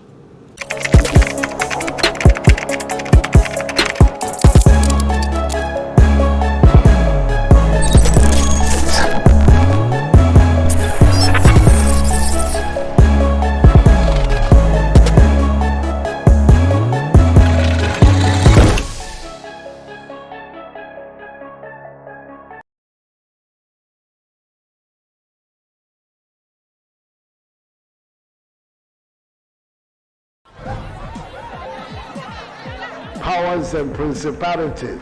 There's so much fire inside me. Tragedy struck when part of the largest hillside at the kosher rubbish dump collapsed. It's going to be fun to see how he goes about approaching this game.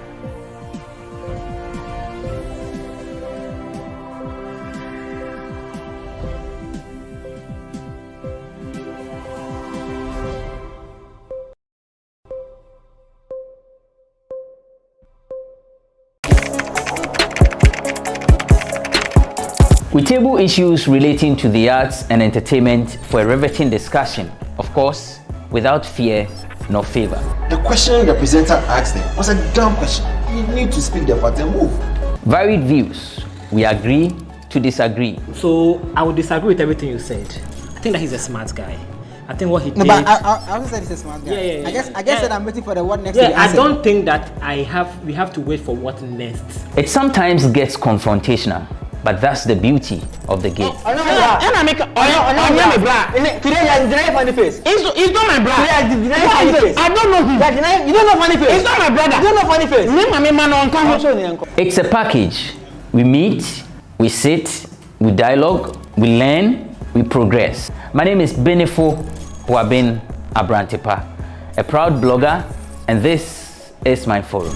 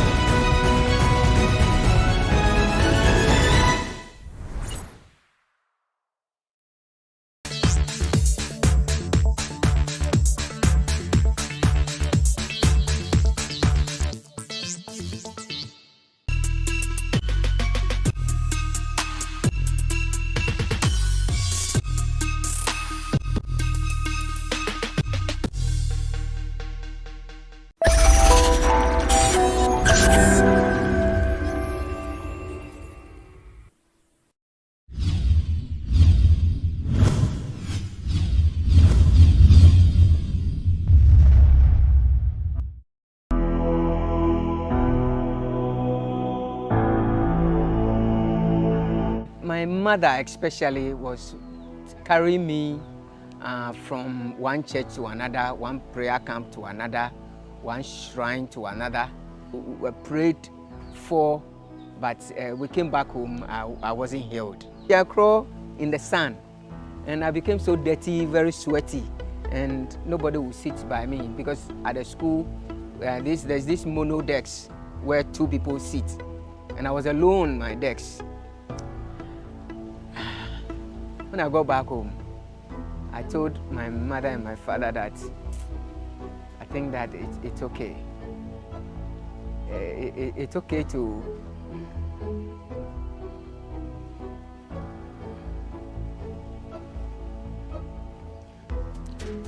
I told them, why am I going through all these challenges?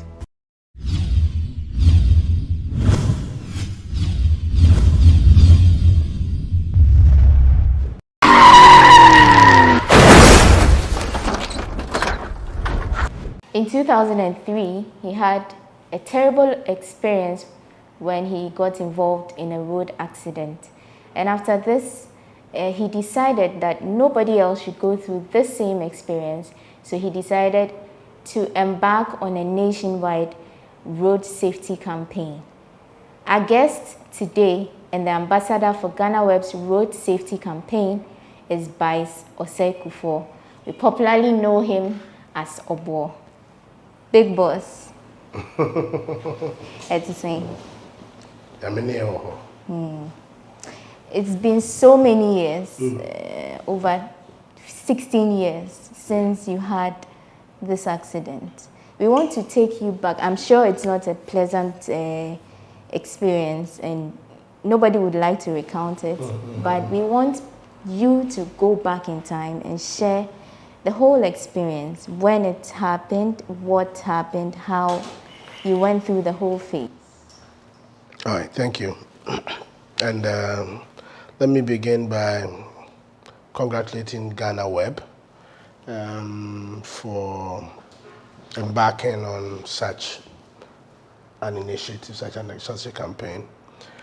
Road accidents, it is something that is a joint responsibility. It shouldn't be one person's responsibility. So, just to your question, in the year 2003, I mean, budding musician, touring around, traveling, performing.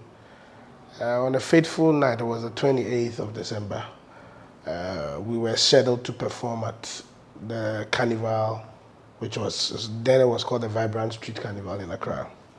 So it was myself, a few of my handlers, and then my PA, his girlfriend, my dancers, you know, so we had my car and then another car behind us, you know. We left home, charged up. I think we had slept, so we woke up around 12 or 1-ish. You know, en route, the carnival.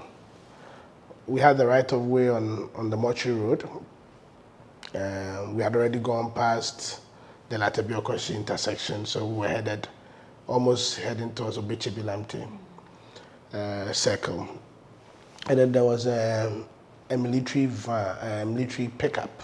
I'm sure this was the time where the police were, I think crime had increased around that era, so the police had several patrols going on. And I don't know whether they were chasing somebody or not, because what I remember is we had the right of way, it was late, traffic lights were amber, so we were going straight. So the car, there was no car coming from the other side, and plus we got to the intersection. So when we got to the intersection, I thought I had right of way, so I was moving. So before we could say jack, there was a massive collision. Sadly, one of our friends passed. May her soul rest in peace. And then we all sustained several degrees of injuries, you know. How long did you spend to recover? To recover, yeah. Give or take about 3 months. About 3 months. What was the degree of your injury? It wasn't massive. I had a fractured arm. I had a few cuts, deep cuts on my faces because I think I got in contact with the windscreen, the windshield. And then I had my both wrists. For about 2 months, I couldn't turn any key. You couldn't move it. Yeah, I couldn't really use it to. What I remember is I couldn't open my door. So anytime I have to lock my door, somebody has to come and do it for me, you know. But were any of you in the car wearing your seat belts? At that time, I think we were all wearing our seat belts. I think at that time we were all wearing our seat belts.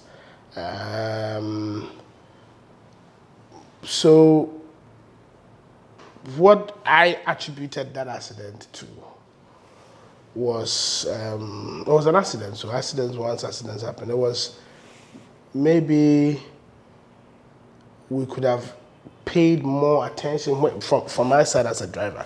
I could have paid more attention, slowed down very much, like slowed down to the barest minimum speed. Anytime you get to an intersection when traffic lights are amber. Because once traffic lights are amber, it means watch and go. You look, make sure. No cars. And then, so we were from the back and we thought we had right of way. So we watched, we didn't see any car. So we thought we could go. But I'm sure if we had reduced our speed, when the police vehicle was making the U-turn, the military vehicle was making the U-turn, we could have seen it and we could have stopped. I mean, we saw it too late when we applied the brakes. At the end, we still had the collision. So on our part, maybe if we had been slower and been a bit more vigilant, we could have,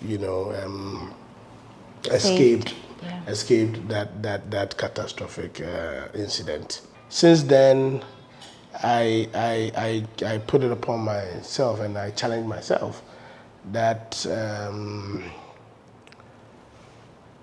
I won't stop because maybe God wanted me to have this experience so that I could put myself up for such a task.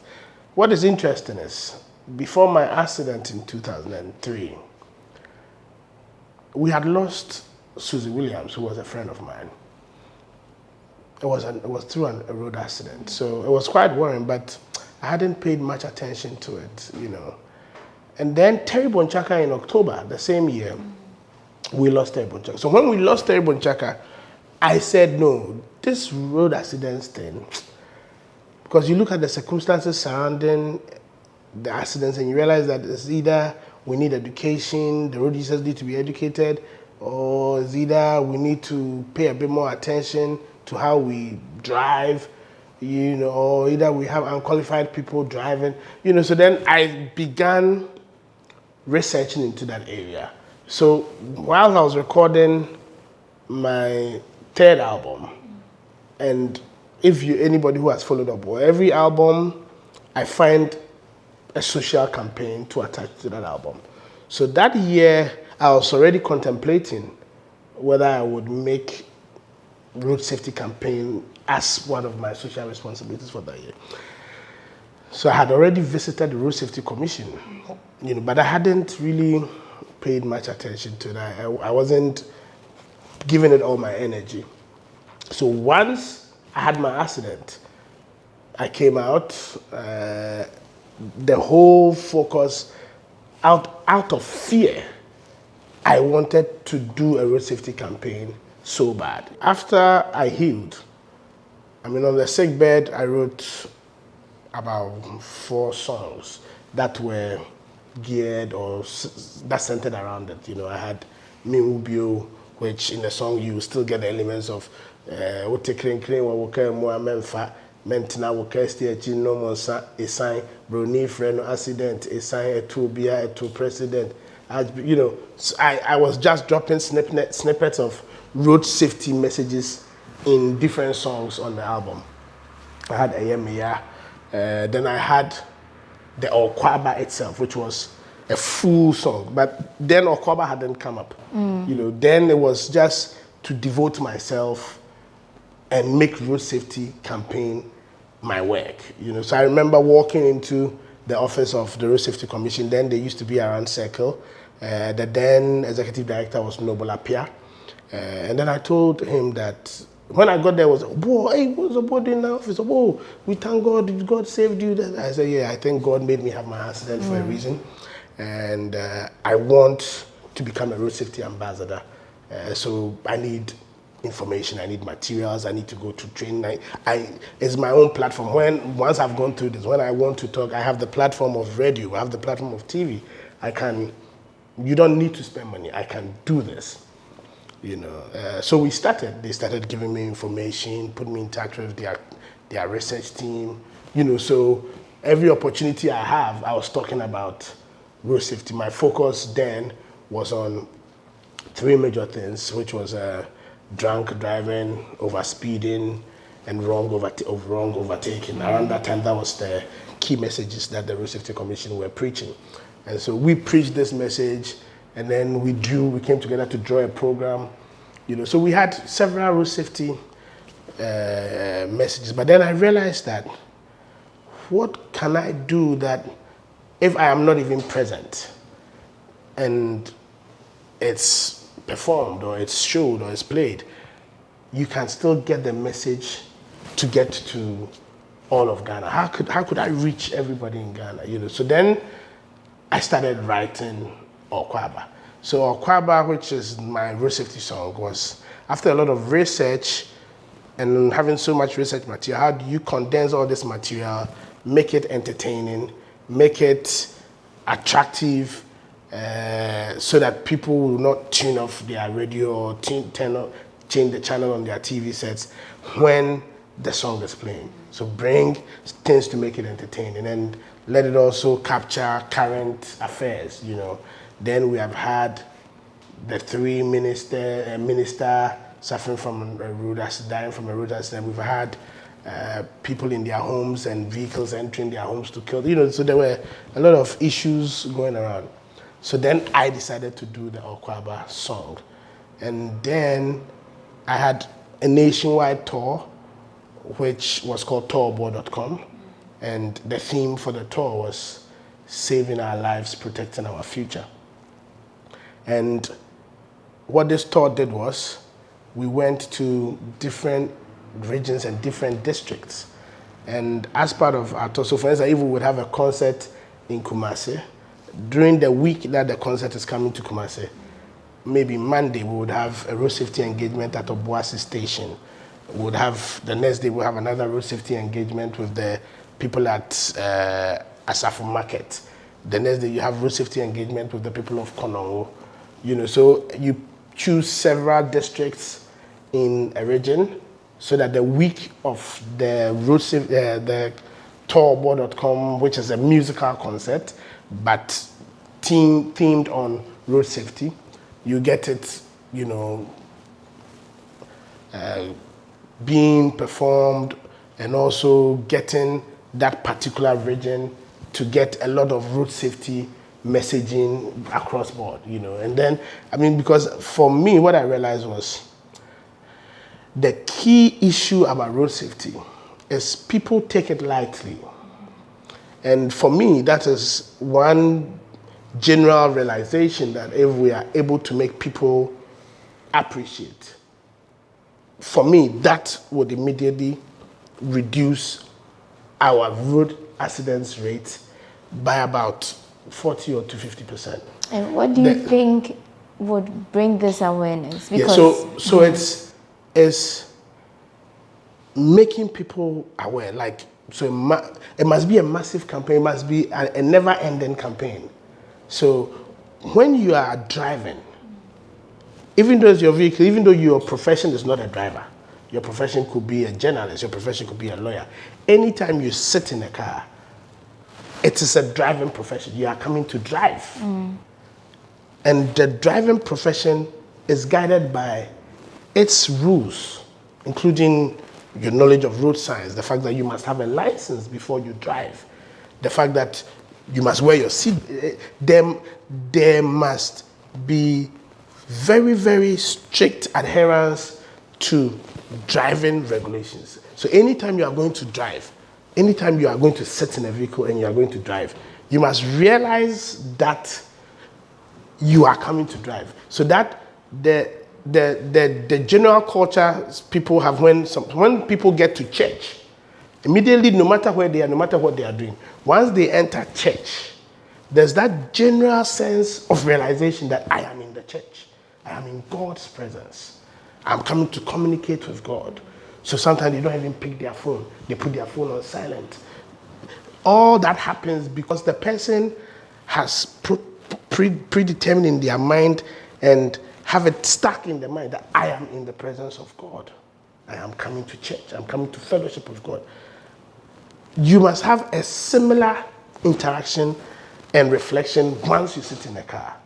Once you sit in a car, you have sat in your vehicle. You are coming to drive.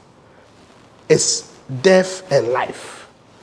And so give it all that necessary attention, necessary reverence, abide by the rules so that you can be safe.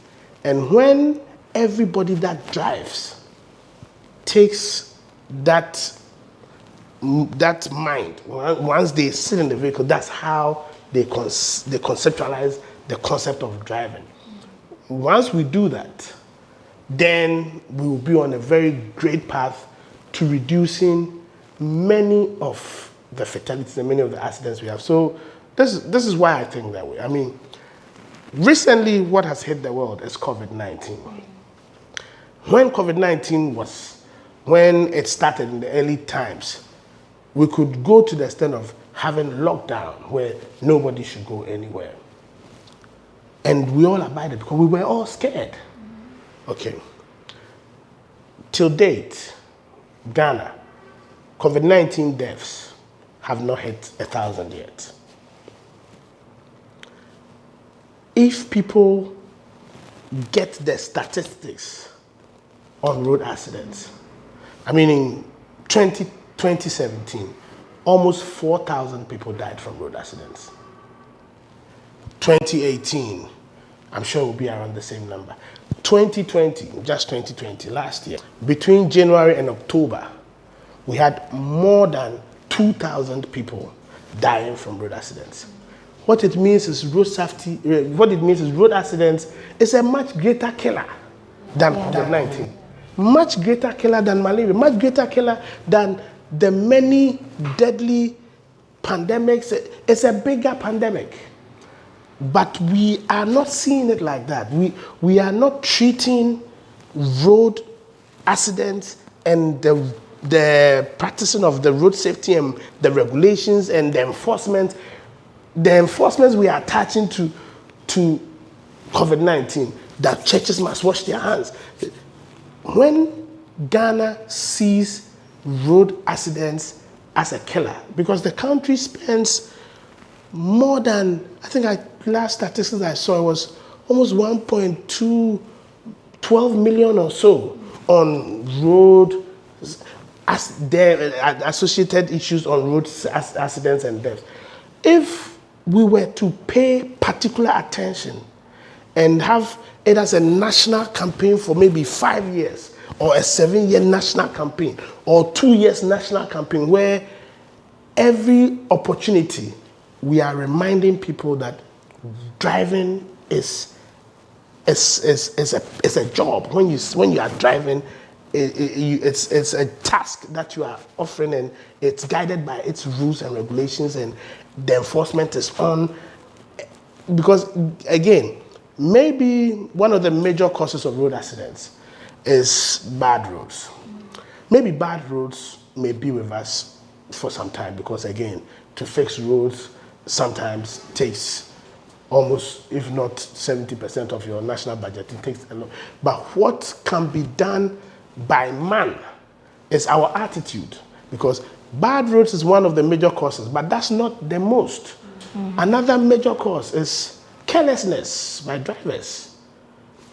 That's a major one, that is direct human attitude, that if we are able to effect change in human attitudes, then we are on the path to reducing road accidents. So if drivers are abiding by the regulations that if I can't see about 300 meters ahead of me or 200 clear meters ahead of me, I am not overtaking. I'm not overtaking in a curve. I'm not overtaking on a hill or in a valley. I'm not overtaking when I don't have clear view. My vehicle has to be maintained. The fact that immediately my brakes are giving me signs, I'm not taking that risk. Because just let's use COVID-19 as a clear example. When someone coughs, when you have someone who coughs 1, 2, if your nose mask was lined up, immediately you pick it up and start taking precautionary measures. If we treat the whole driving, the vehicle, our roads, and how we live, if we treat it that way, trust you me, Ghana the highest reduction rates in our road accidents and the way they are prevailing. It's going to be a larger conversation because there's more to talk about. But you believe that it should be a nationwide conversation, it should be a nationwide campaign. Authorities and stakeholders should get involved. Is that to say you are seeing very little from major stakeholders in this fight? So, when did Ebony pass? 2018? Yes.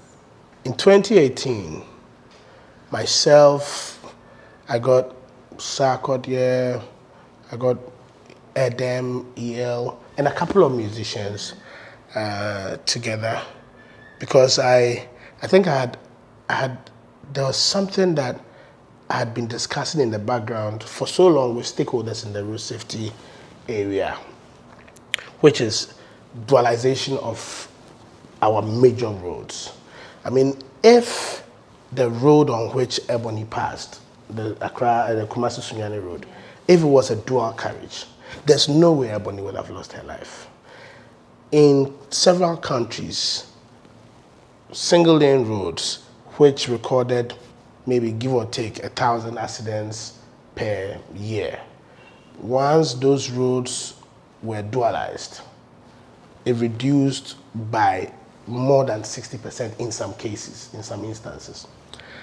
And so, why can't Ghana come up with a plan where within 2-3 years, the same way we find money out of nowhere for some emergencies that come up. This is a living emergency that we're living with, because road accidents kills more in Ghana than any other thing. Yeah. It does. But we've not had, I don't know, whether it's the leadership with that passion or I don't know, we don't have that national discourse or whatever. So in 2018, there was a massive clarion call from myself.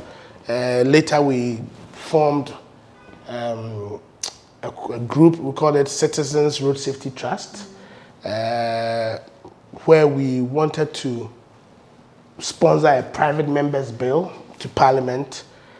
But again, in the same vein of we doing these activities, because we are individuals who are not professionals in this field, and it's our social responsibility. So we issued a few statements, started the process, but we met up with Road Safety Commission. We agitated.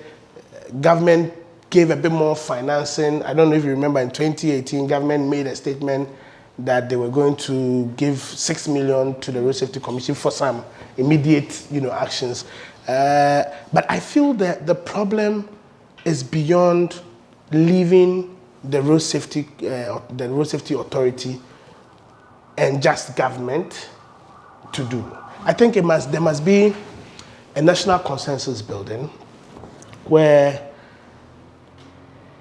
it's not a political party issue, but then there becomes a certain national call where we all understand that every Ghanaian will pay a cedi more, maybe from their salary they'll be deducted, or we need to come up with a certain trust or a certain idea where we all know that because of this plan to dualize all our intercity roads, which we know that once all the major accidents happening, the ones that are leading to fatalities, most of them are happening on our intercity travels. If we were able to dualize Accra Kumasi, Accra Cape Coast, Accra Takoradi, Accra Ho, if they were able to dualize these roads, the Eastern Corridor, the Western Corridor, if these roads were dualized, our accidents could reduce by half. And that's a starting point. And then the next is deal with the human factor, the carelessness on the part of the drivers, not checking their tires, not checking their, servicing their engines, their brakes, the things that, and then stronger enforcement of the law. If the police would, when it comes to issues of road safety, there's no compromisation, because this is life and death. I mean, if we could attach the same and forcing the enforcement of the regulations as far as what is, I think I try to use COVID-19 as a comparison all the time, because it is one thing that I see so many people conforming to because they are afraid to die. And I'm telling you that road accident, that car that you are driving to Accra, it can kill you quicker than COVID-19. And so do the same, practice the same, attach the same set of enforcement rules, the same set of principles, the same set of regulation, and attach it, the same set of conformity, attach it to it. And if we're able to do that, trust me, wonder, and I mean, Ghanaians should put this to test, we would be singing hallelujah. I mean, this year, maybe because last year and this year, because COVID-19 and the lockdowns and co, I think they are still compiling the statistics.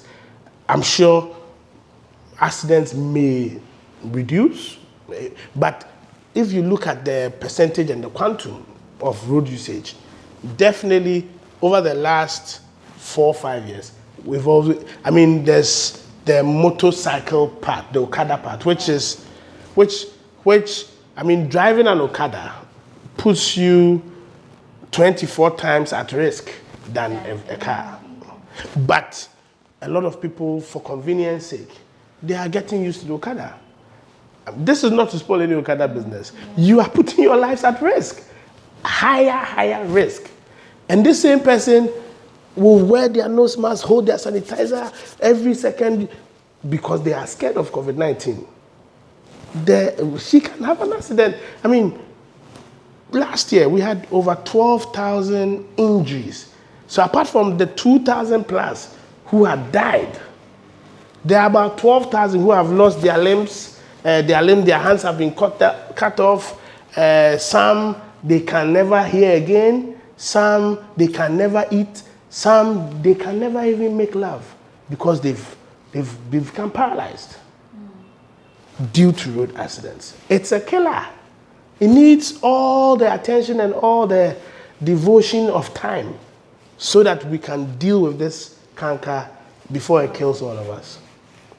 It's so obvious, the passion you are attaching to road safety, and I mean, like you said, it's a bigger conversation. Oh, it is. And there's a lot more to say. It is. But for now, we just want you to tell Ghanaians, leave them with a message that they won't forget in their everyday lives as far as the road safety campaign is concerned. More than 2,000 people die every year from road accidents in Ghana. Apart from these 2,000 people that die, another close to 15,000 are left with injuries. Some they can't walk ever again. Some they can't handle anything with their hands. They have their hands cut off due to accidents. And these accidents are caused mainly by bad roads, carelessness on the part of drivers. You and I, being careless on our roads leads to so many deaths, so many fatalities. It's about time we make road safety part of our daily livelihoods. The practice of road safety, abiding by the rules and regulations, and also allowing the police to enforce their laws. Police, enforce your laws wholeheartedly without bending the rules to suit Tom, Dick, or Harry. Road accidents are killing every day. I keep saying it, that the seriousness we attach to prevention of COVID-19, if we attach that same seriousness to the prevention of road accidents, we will reduce our accidents rate by more than 50%. My name is Bice Osekofo. Dodona Frame Obuo. Tie Papa Driver. Tie Mr. Passenger. Tie Motor Rider. Yen famo yen home buying. Afe wote kren wo woka mu a memfa mentena woka sti achi no monsa a sign bruni friend accident. Do the right thing, save a life. Bice Osekufo Obo Ankasankasa. Thank you so much for deciding to do this with us. It means a lot. I mean, at no cost. You're just passionate about getting people safe. Sure. On Ghana's roads. We appreciate this. It's important. It's a joint responsibility. The only way we can get this better is when you, I, and everybody who is listening to us decides to make this an issue. It's a bigger conversation, so you can join in as well. Join us with your observations, your comments, join in the campaign. Send us videos, tell us what